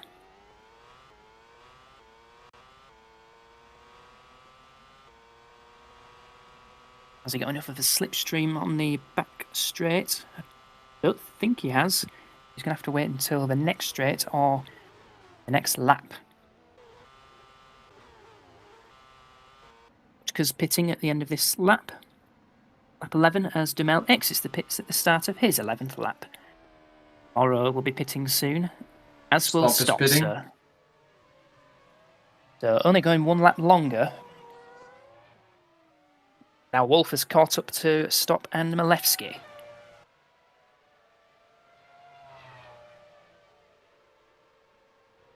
Malevsky looks quite a bit quicker at this point, so yeah. Peugeot's decent, but other cars seem quicker in this race. And look further back, Folker was shaping up for a look on Ferreira. Is he going to do it in his favourite turn 12? Not this time.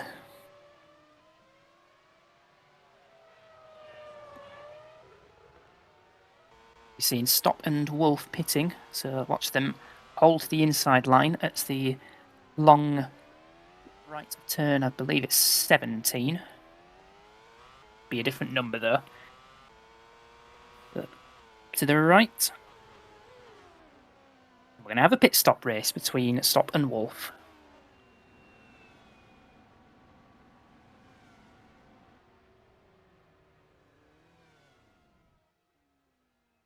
And the garage favours Wolf because he's got the first garage, and later garages tend to be a bit courteous when letting other cars through. So Stop will be hoping for a quick turnaround. Keep an eye out on the left. There goes Wolf. Wolf has jumped him.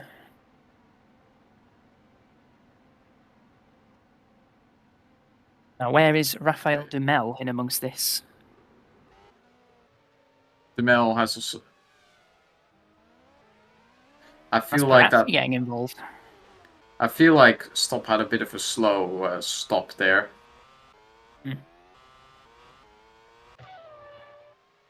Yeah, I think so. And a good stop for Wolf has got him out ahead of Stop. And now he's got the Dumel problem to deal with. As I think it's Malewski coming into the pits at the end of this lap.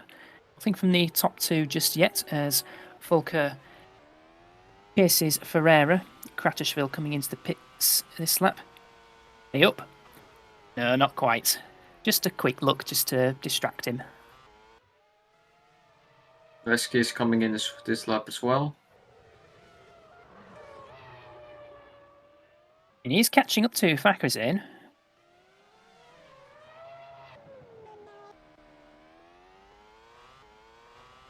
Now watch Malewski hold to the inside line. Into the pits. Quite a quick pit entry, but you slow down quite a bit for the left-hander.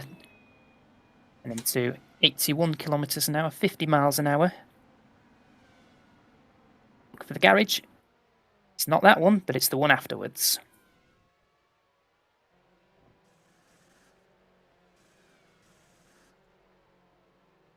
I've got a new set of Firestone Indy 500 tyres.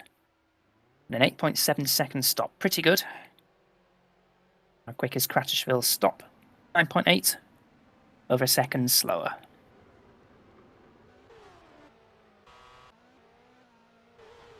The Malewski rejoining in front of Stop, behind Dumel and Wolf. The Wolf has gained quite a bit, and this first round of pit stops, Stop has lost out pretty badly. Now he's going to try and overtake Parachki, who has a pit stop to make. Parachki defending, and a lot of understeer there for the Peugeot. Piro coming into the pits has been overtaken by teammate Kratishville. Oh, and Bernardo in the race leader as well. Oliveira coming into the pits at the end of this lap, lap 13. Is P2 Fakhrizadeh coming into the pits. Sakouras is. Fakhrizadeh pitting as well.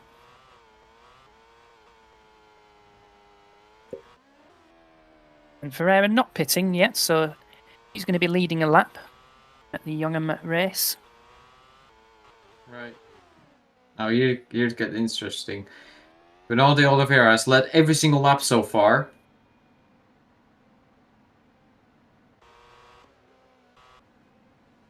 Absolutely, but it's Ferreira's turn. Right, let's see his pit stop. Firestone tyres on. Dropping the car now. Go. Oh, he has the weight. He has the weight. Oh, Has jumped him. Fracturson has jumped him. That's really unfortunate for Bernardo Oliveira. He had to wait a bit longer as well because Panos Sakouras was coming up as well. And look at Malewski. Malewski's jumped Fakhrizadeh as well. What a set of outlaps for Dorian Malewski. Malewski takes the provisional race lead at the moment. What a drive from the Polish driver. Oh, it's Wolf, sorry. Wolf. Oh, Wolf. Oh my bad. Oh my, he jumped it. Oh my god. Oh, and he immediately goes off after that. Yeah. Malewski now takes a provisional lead. Now Malewski takes the provisional lead. What actually happened there? He looks up. Is it Dumel who's leading? Who will be leading? Is it? Hey? Dumel was ahead. Oh, okay, yeah, right. I'm Would be quite a story, Demel winning a race. Well, he has not scored a singular point this season. Not to sound biased, but come on, Demel. Absolutely. Rare is pitting, as is Soper, as is Lee. Alphadil not, so he's going to be leading temporarily. he's on the longest stint, I would presume, compared to the other guy. But Yeah, at the taking the moment, long game. the three-way fight for the lead. This could get interesting. We have seen Demel's defending skills, though, so...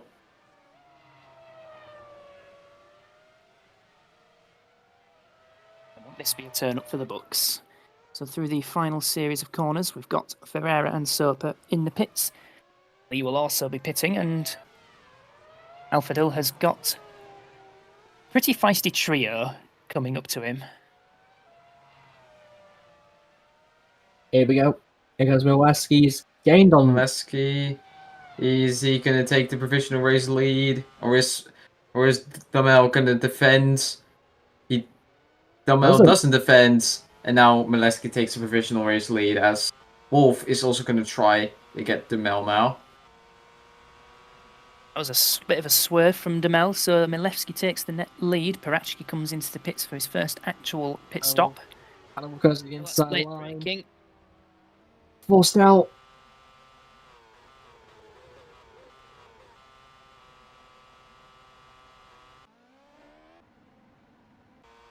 Lee exiting the pits. 15th place for Marcy Lee after that incident with Florian Folker. And we are just checking the Milwaukee's chats. getting held. Oh my god, look at the traffic jam behind him. It's a four-way fight. Oh my god. Please don't attempt an overtake going into 12. Please don't attempt an overtake going into 12. He's gonna do an overtake. Oh, he's gonna do it. He's gonna do it. Oh. Is he gonna do it around the outside? Okay, backed off. Backed off. That Jesus, was a little bit loose. foot loose. Foot loose.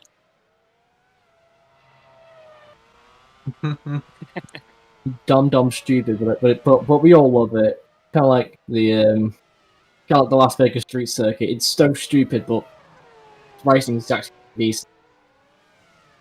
Here we go, round the outside. Can he just... Yeah, Alphadil's going in the pit lane. Yeah. Final 8. No. That was well worked from Milewski. Mileski is in the lead. As Fabrician is also going to try to catch up as well. And now Wolf goes up to second place. Oh, wait. Yes, he does. And now also Fabrician. Oh, that was aggressive. Fabrician and Demel side by side. And Demel gets back into third place. But is that gonna hold? It goes side by side through the hairpin, and I think that is Fabrician in third. Yeah, it is. Now Bernardo de Oliveira can catch up maybe to Demel as his defending skills as slowly but surely starting to deteriorate a little bit. Elka's moved up to P8 past Simon Mutka. I'm actually very surprised that Crutcherville's moved up that very quickly up through the field. Just, despite his, interesting qualifying lap, let's just put it at that. Yeah. It was 21st, and now he's in third. That is incredible. It's like 8. Absolutely. 8th, sorry, yeah. What was I thinking? Fakrazé in third. Never mind. He's not going with Penske, is he? Also, it's a Penske if the car is just suddenly quick for no reason.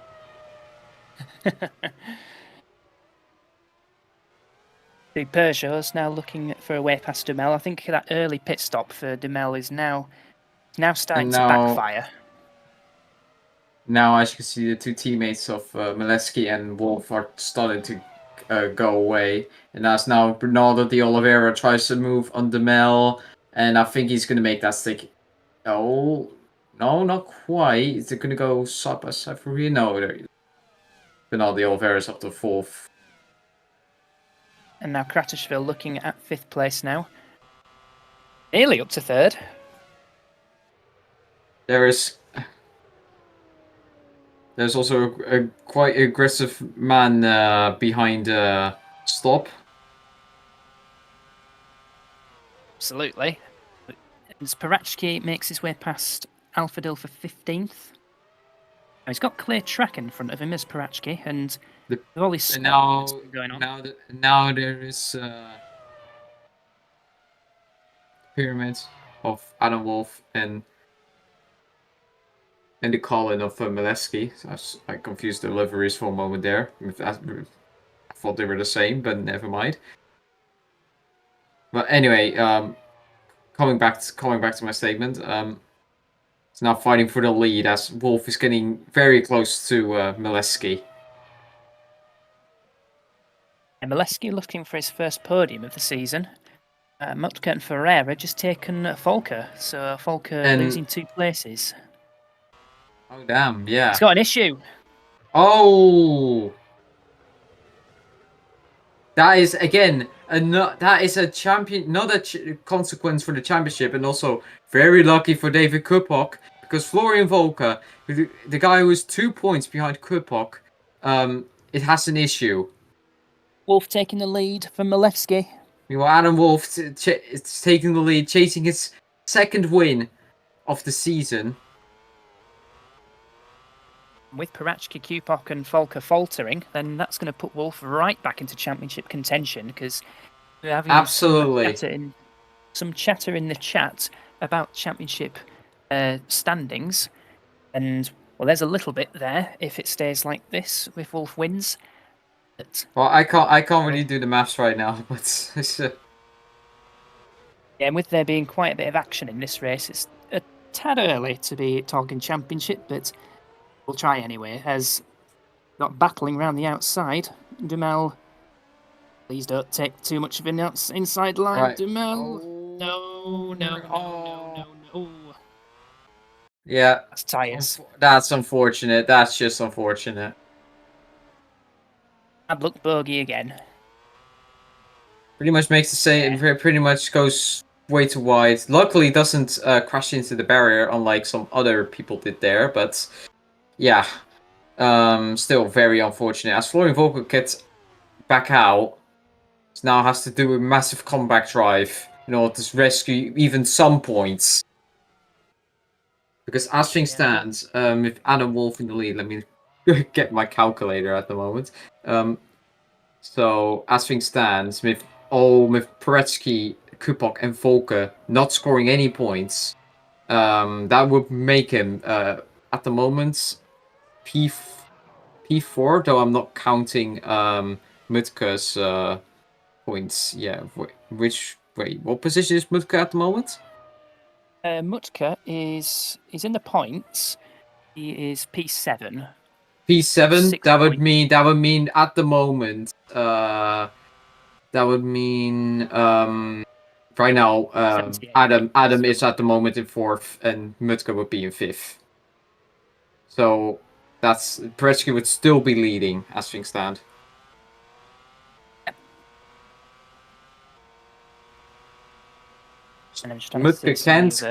Mutke can't change stuff, however, but he does need to score a podium for that if he wants to tie the championship.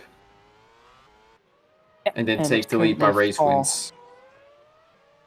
4 places away from the podium spots, but it's still fairly close at half distance, but I'm expecting Wolf to start pulling away from Milevski. 4/10s quicker in the first sector. Yeah. They're looking like a pretty fierce battle for second in this race. And one thing is for sure, Wolf at the moment is back in the championship contention as things stand. Absolutely. Anyway, you go. What you wanted to say? I was going to say Lee moving up to 12th place. That's Jamil Gray. As through the final sector goes, Ifakrazane chasing Dorian Milevski. Green light flashing means that the circuit is race is in full race conditions. Crutchfield closing up to Bernardo de Oliveira for 4th, so I think that's going to be the next key battle.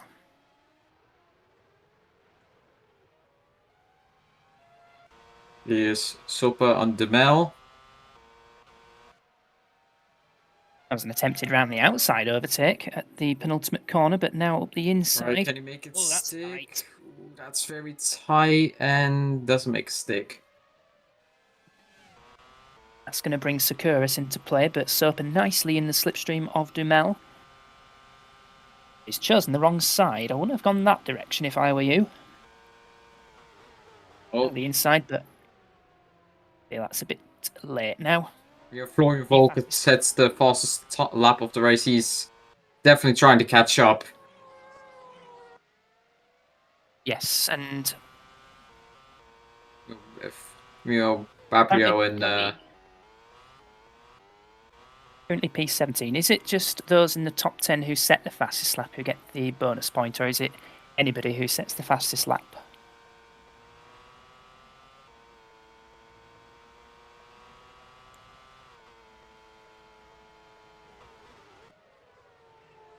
Have to be in the top 10. Oh, so no bonus point for Volker if he stays there as he passes TJ Papero. That was a look. Sensibly backing out. Soper versus Demel.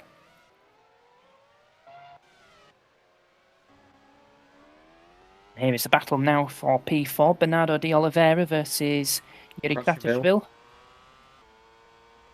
Also, Mutzka's gone down to 8th. Mutzka's gone down to 8th, so that's that's even better for Adam Wolf at the moment. Oh, yellows. Oh, It's Alpha Avadil. It's off.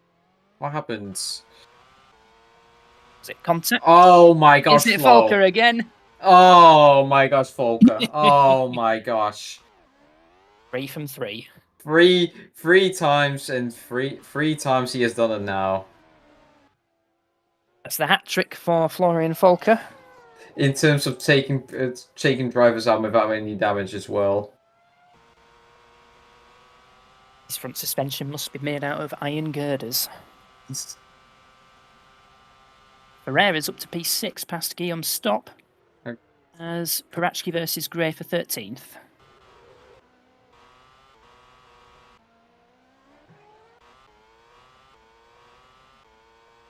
As we switch to race leader Adam Wolf going through the sweepers in the middle sector. He's now opened 3.5 seconds over Dorian Malevsky. Pull him away. It's Adams to lose now. Through the Florian Volker turn.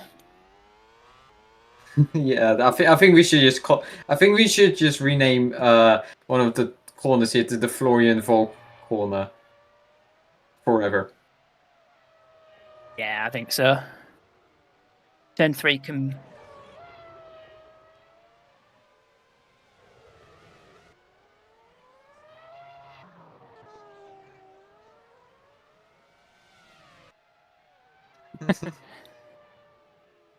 Yeah, it's about time that Volker gets a corner named after him. Yeah, absolutely.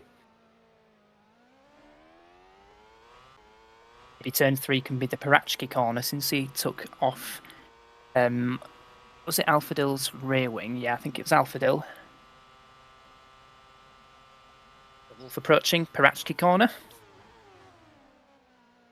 Brakes turns in, that's not too bad. And still, Oliveira and Kratishvili not yet decided. The gap between those two was just a tenth of a second as they crossed the line to start their 20-second laps. Still de Oliveira ahead for the moment. 16 laps to go. Kratishvili is faster. And Parachki's made his way up to P13. Next is Marcy Lee. 1.8 seconds, the gap between those two. We are Florian Volker is battling, I think that's Gray. Emil Gray for P14. Making a comeback drive.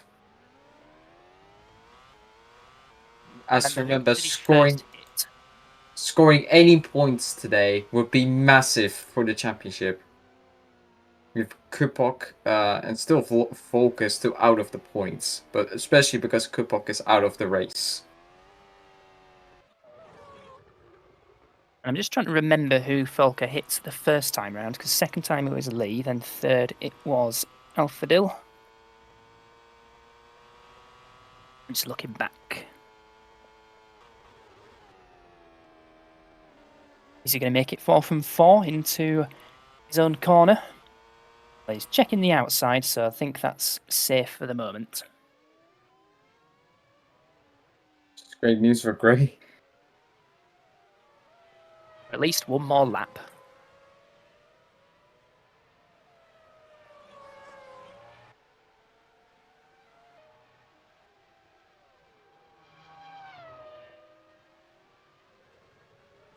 I just rewound back to lap 2 when that incident happened. It was Gray who Volker hit the first time round. Parachki on who's that P12? Marcy It's Lee. Lee. He's up to P12 now. Yep, so Parachki, he was the last to pit on the first pit window, so his tyres are in pretty good shape.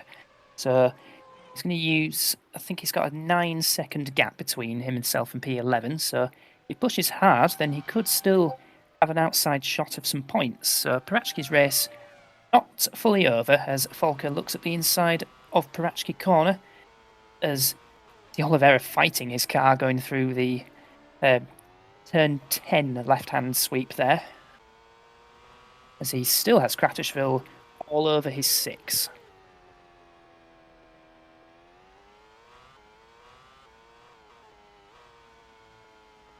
The off-camber turn 14. I should probably get the track map up just to make sure that I've got the corner numbers right.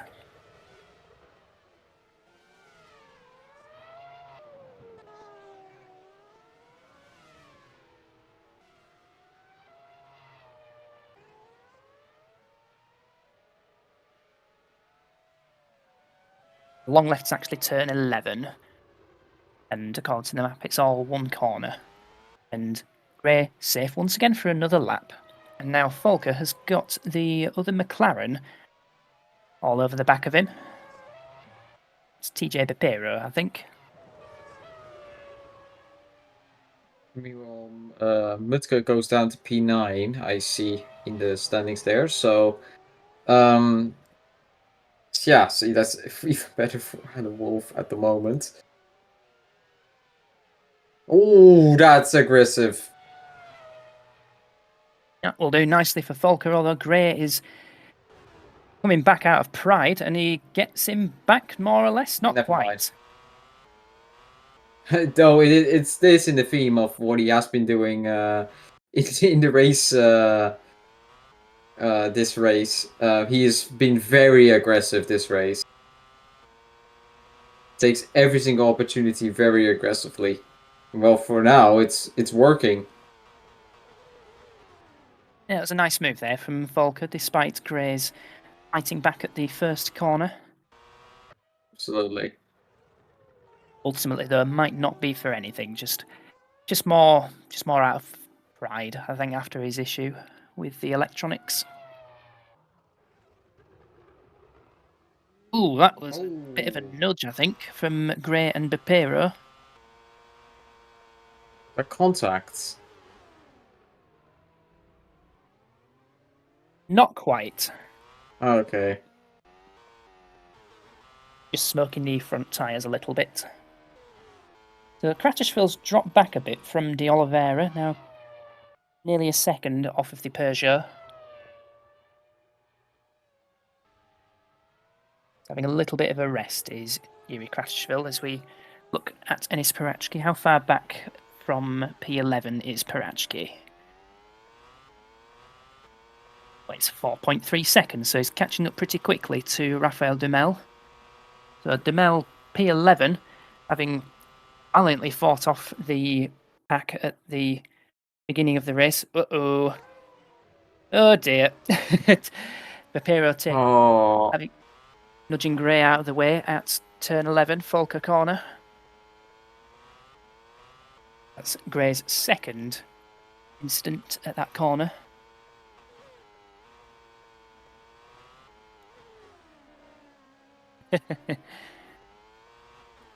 Bapira was so impressed by Volker's tactics there, he thought he'll have a go himself. And we are now in the midst of the second pit window, and Milevsky is going to be the first one to pit. Milevsky sponsored by Bowser Oil. Great sponsor, by the way. Yep.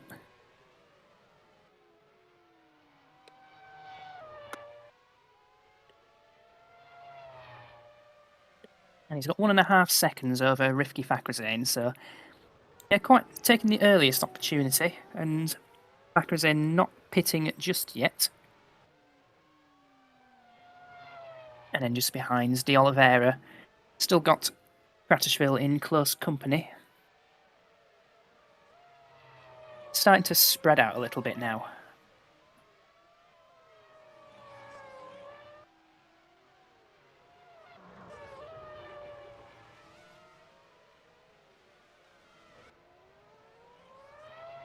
Molesky coming in this lap. This is the second round of pit stops, and will be also the last round pit stops. Absolutely, and hitting 81 kilometres an hour there. And then look for his mechanics. They are somewhere. It's not those, it's not those. It's these. A third group of people in the queue. Fuel to the end of the race. Tyres to the end of the race. And Fakrazane emerges from the pits. Parachki versus Dumel. Oh, hey, Florian Volker, I see in chat. You've been taking out some people, I would say. There's now a corner renamed after you, by the way, so... Lesky... Was he just jumped? Yeah, he's jumped. He's jumped. Was it Kratishvili or was it Bapiro? It was, Was it Fakrazane? Fakrazane. Yeah, that's a jump for position, that. So Fakrazane with a great pit stop moves up into a net second place. Depending on how the final pit stops go. So, yeah, good stuff from the Penske crew as Bapiro comes out of the pits as Asante Moro is about to come into the pits. Still these two battle for, at the moment, P2. Neither of them pitting just yet.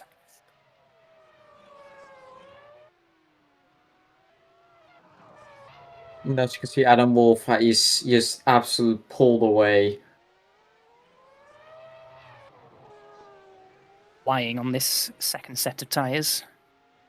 Out comes Asante Moro. And then... Let's see, did Parachki take Demel? I think he took Demel at some point. De Oliveira coming into the pits at the end of this lap. Wolf going on for at least one more lap.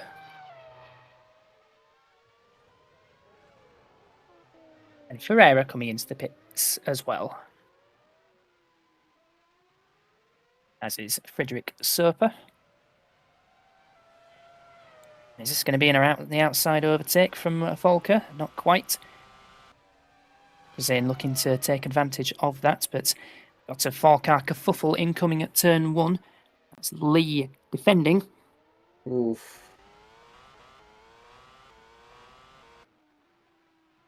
Now the back straight, this could get delicious as Volker takes the outside line of Lee.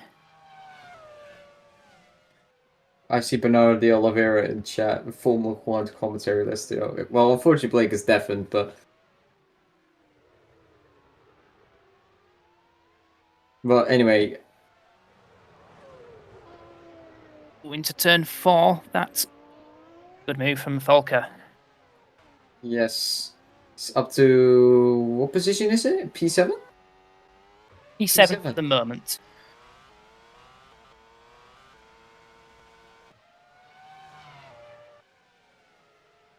Now Fakrazane versus Milevsky behind, but Lee in front. Lee trying to do his teammate a favour. Do her teammate a favour, excuse me. As we enter Volker corner. Around the outside is... Oh. Thank God. There was nerves. And Bernardo de Oliveira is in. Now Kratishvili goes up to P2, and let's see Pit stop by from Bernardo de Oliveira, who's in chat right now, I think. Yes, he is. Just pointing out that Duhamel is in 6th. He does have another pit stop to make, but Duhamel briefly held the net lead at one point. Yeah, defending a lot. It was in the first couple of laps, he was defending like an absolute lion, but unfortunately that kind of fell off a bit as the race continued. So now we go Nearly into 3 turn one. wide. And de Oliveira just rejoining behind this battling duo. Duhamel is also in the pits as well. Yep. Now up the inside into turn 3 goes Bakrizane on Lee, but Lee holding on around the outside. Slight lock up there, I saw. Levski having to back off now. Is that going to give de Oliveira an opportunity? No, not quite. But It's yeah, turn 4. I'm going to see first and second coming into the pits. Parachki briefly up to P4, but he does have another pit stop to make. this is So going where's to be he a gonna bit of rejoin? cooking, yeah. Lee is going to be pitting at the end of this lap. 5 drivers battling for position, yeah. Some still having to make their pit stops though, but It's another check round the outside, but no room there as Wolf in the pits. And then second will be in the pits as well. It will be Kratishville. Where's Kratishville going to rejoin in relation to these lots? Because if everyone's stuck behind Marcy Lee, Kratishville could jump this group.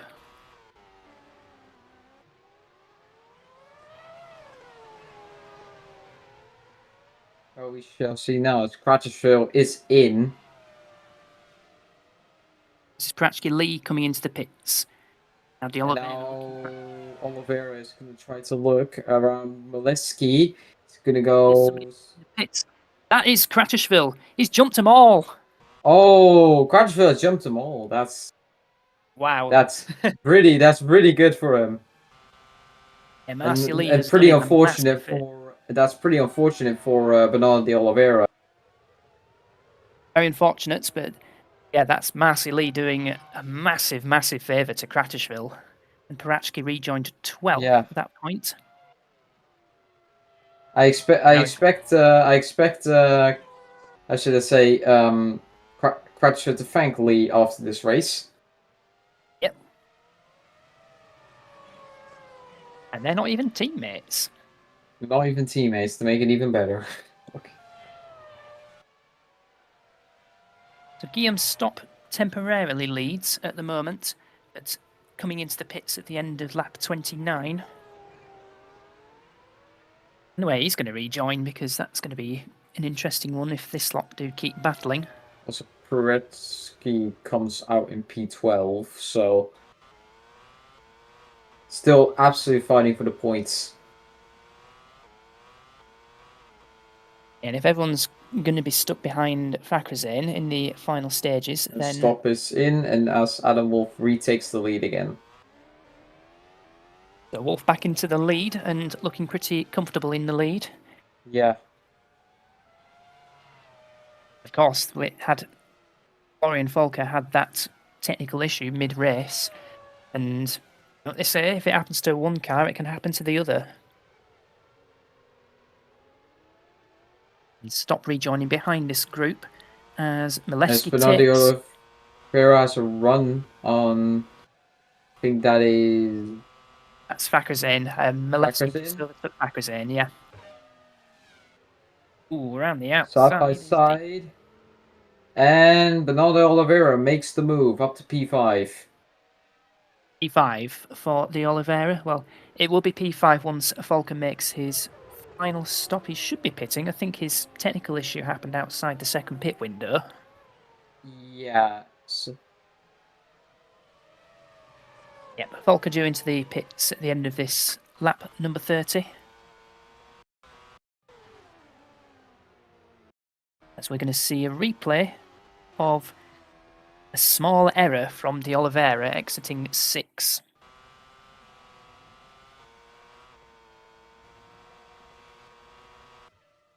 No harm done. But he has got two very feisty Penske's right behind him. Yeah, who can smell his gearbox.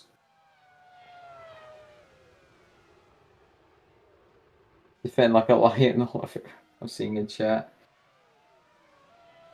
Defend like a 20-stone prop forward.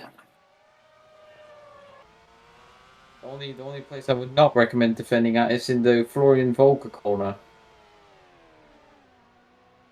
Because Well, if anything, defending is probably better because, as we see, I the mean- inside line. I mean, you do not want to stop. go side by side. Oh, that stop has an issue. I think. His pit. Yeah, unfortunate. That's really unfortunate for stop. His pit limiters malfunctioned, so he's having to amend that with a new steering wheel. Volker is still out there, lap 31. That's slightly past the pit window. He's pitting nonetheless.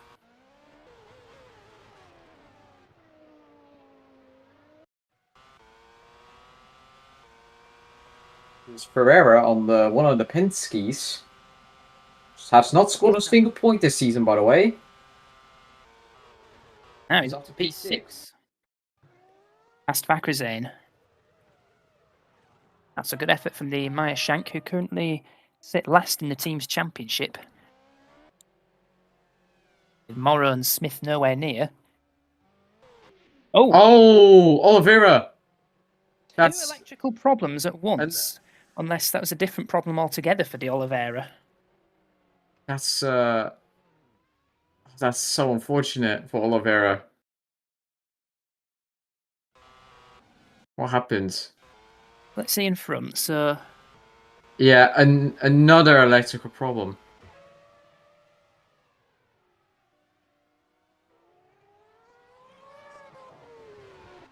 Oh, two problems for the Toyota. Sorry, Peugeots. That's... I actually said Toyota. Oh, I'm so stupid.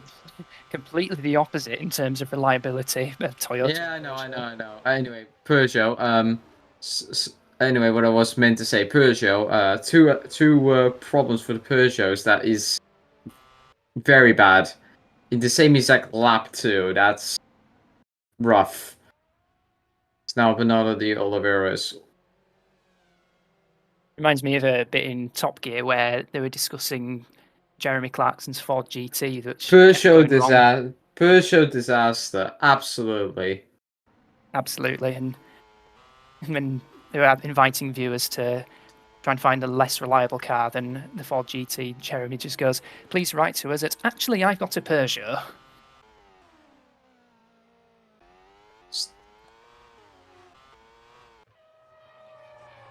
Volker coming in this lap. Yep, so Volker, where's he going to rejoin? Because both Peugeots have had issues. He might have some points on the cards. If he does, then he will get that bonus point for fastest lap. So this one will be interesting to see. Here comes Volker.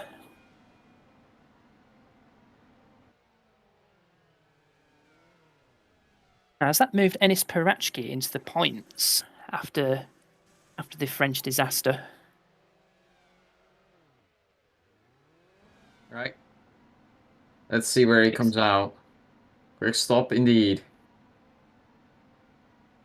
It's P10 at the moment, now P11. P11? So they'll have fresh tyres.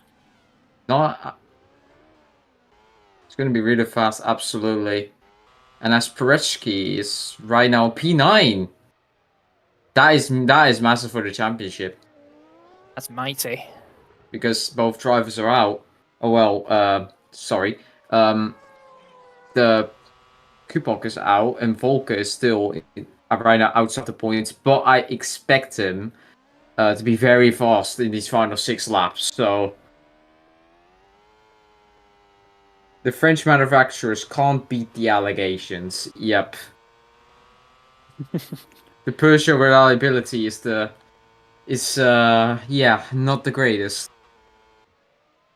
What the hell did I miss? Peugeot disaster, Bernardo. That's what you. Peugeot had 2 problems in the same exact lap. Both cars. Brakes That's for the what you- Oliveira and electronics first stop. Yeah. So now, right now you're in P14, Oliveira. That's or something. It's very sad. Yeah. Huh? Huh? Blake's returned. Blake, you missed a lot. Peugeot had an absolute disaster class. Oh, for God's sake. Oh. It's Yeah. No, They no, had, in the exact same lap, alright, both cars had problems. Bernardo de Oliveira had a brake problem, and Stopp had an electrical problem. this is honestly just Peugeot. Just in It's any racing Peugeot. series. It's everyone's Peugeot in it. every single racing series. Absolutely. No matter what it is, even in here, they somehow find a way to something happen to them. Yeah, they absolutely bottled points today. Even Bottas manufacturer, even even the body teams championship. But Oh, I feel really bad for Bernardo de Oliveira and Stopp in this. But at the end of the day, there's nothing you can do about it. Bernardo de Oliveira drove very well today, I would say. But yeah, it's just very unfortunate that this had to happen. Not my beloved Peugeot. As you can be saying in chat. Who's And playing? right now, what's massive for the championship, that Pereski is now Hello. P9. Hello. Oh! Hello. He has done it again in the same turn. Florian Volker turn. That Won't was much stop less the sedate. terrorism.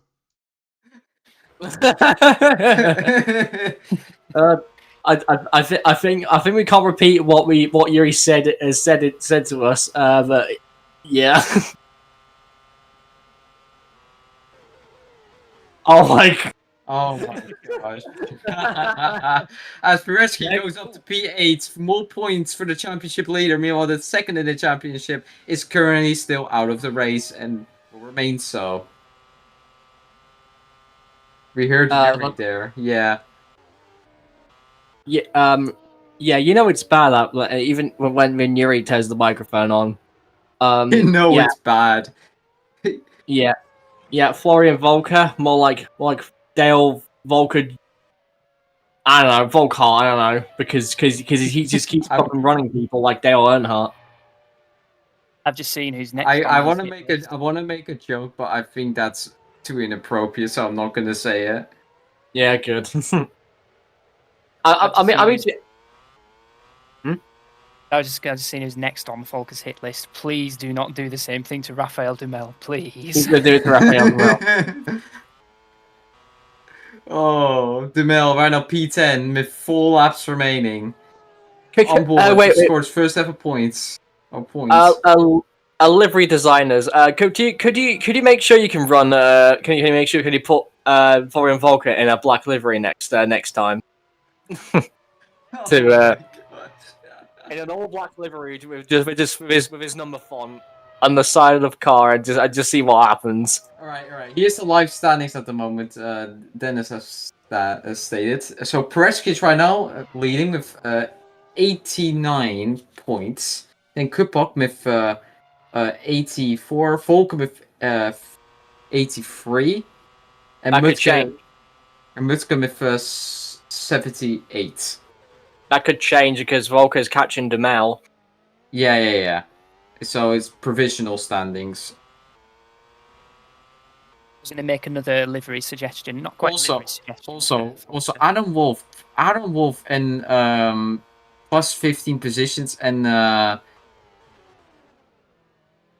also wait, what's his name again? Crashersville plus 19 positions in this race. That is amazing for him. It's on board right now to score his highest ever finish this season. What was the livery suggestion again, James? It was a car design suggestion. Maybe instead of an airbox, maybe she put a turret on top of Volker.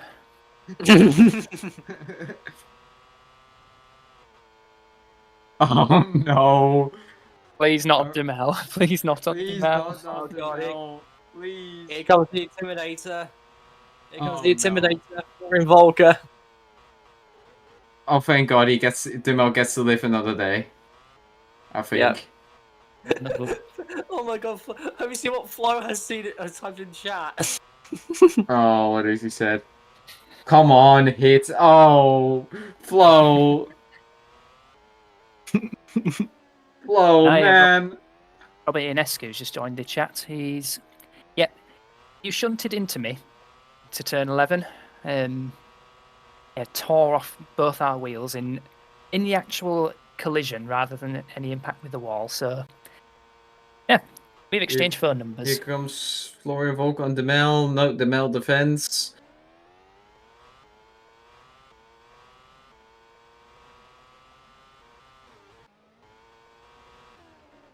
And Chris Chatfield asking about contracts as well. So Move.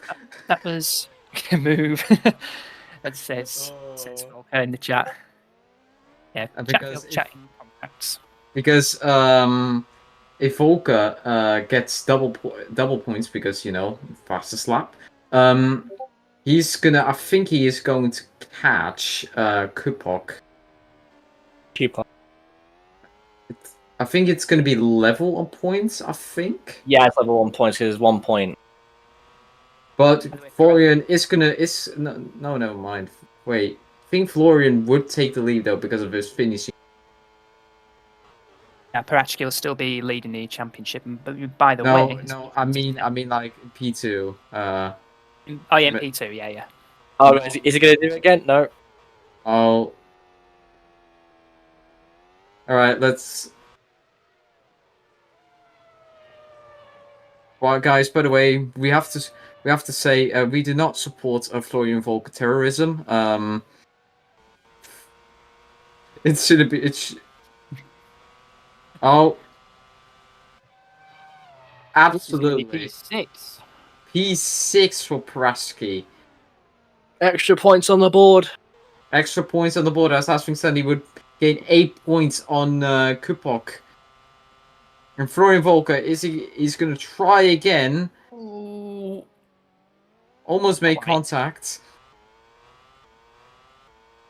But he does have a run here on the Mel. It's all over the back of him with 2 laps remaining. To the inside. Side by side here. Nope, doesn't make a stick.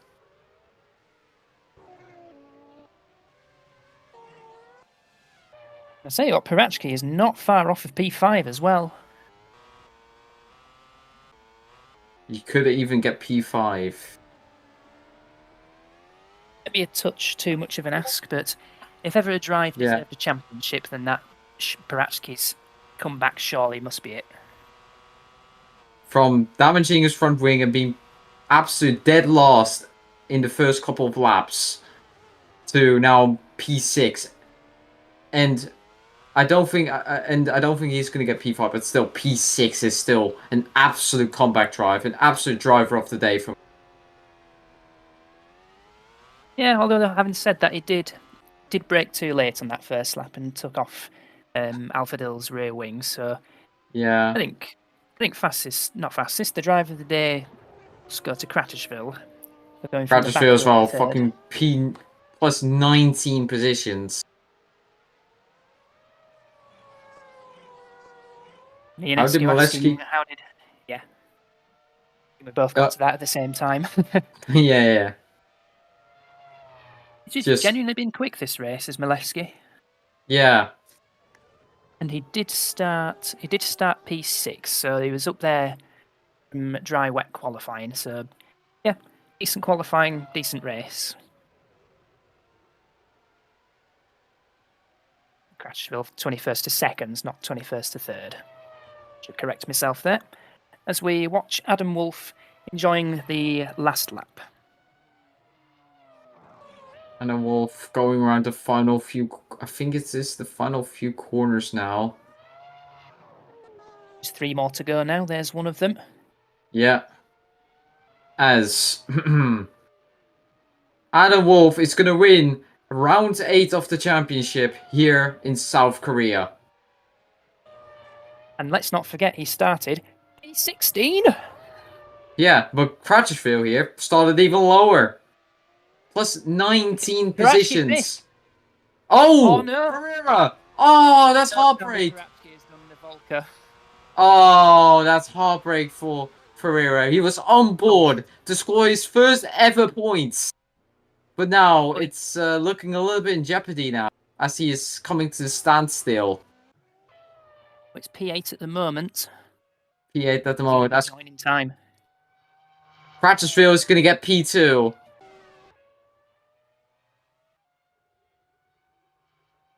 Santimoro 18th, a lap down. Molesky P3. And just behind him, I presume that's no, Zopa. Koretsky is going to gain 10 points on Kupok as he completes an absolute comeback drive. P7, Doras, another P8. Pereira getting Pereira still getting points. And Demel, P10 on the line. Haha. As Volker scores 0 points. Bernardo Oliveira, P13 is the maximum he can do with that issue. VP14. Still, and then Gray will come The deal. around the final corners and then finish the final lap. Where was he going to be? Gray P16. Stop P17. It's unfortunate due to electrical issue. But As we race winner.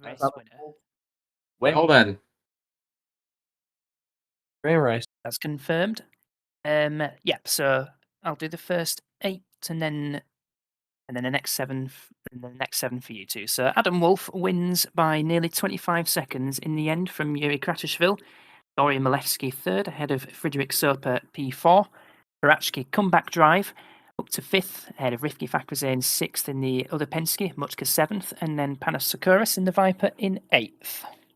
So Patrick Vieira is going to be P9, Demel P10. Just holding on to points by just a fraction, hundredths of a second. That is very unfortunate for Volker, but that's just racing. Paprio P12, Bernardo Oliveira P13, and Lee P14, and Avadil P15, as I think the next few Blake will do. Wait. What do you want me to do? Read out the last 7. Jamal Gray, Stopper, Alan Samaro, the DNS are Robert Ionescu, James Brickles, Colin Smith, and David Kupok. Very tired today. That's why I barely commentated. It's fine. It's fine. Wolf got the fastest lap, so that is another point for Adam Wolf. So now moving up to joint 3rd with Florian Volker. It was very close, just 3 thousandths of a second compared to. Was that on the final lap? Maybe he said the. Must have been in the final stint somewhere. Must have been. The Parachki now moves on to, if it was P5, that will be 97 points. So he's got a 13-point lead now over David Kupok. And then joint 3rd, as mentioned, Volker and Wolf. Volker ahead on countback. And then Mutka 5th in the championship. In fact, Mutka, where was he in the race?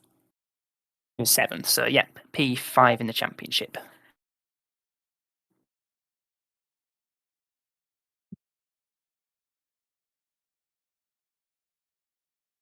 Well, that was quite of a race, everyone. Hope you all enjoyed that race. And yeah, this concludes the round 8 of the championship. As we move on, the next round is Fuji Speedway. Fuji Speedway, and then we have the final race at Suzuka. That were my final words. The three of us, we shall see you for then. Yes. The four of us.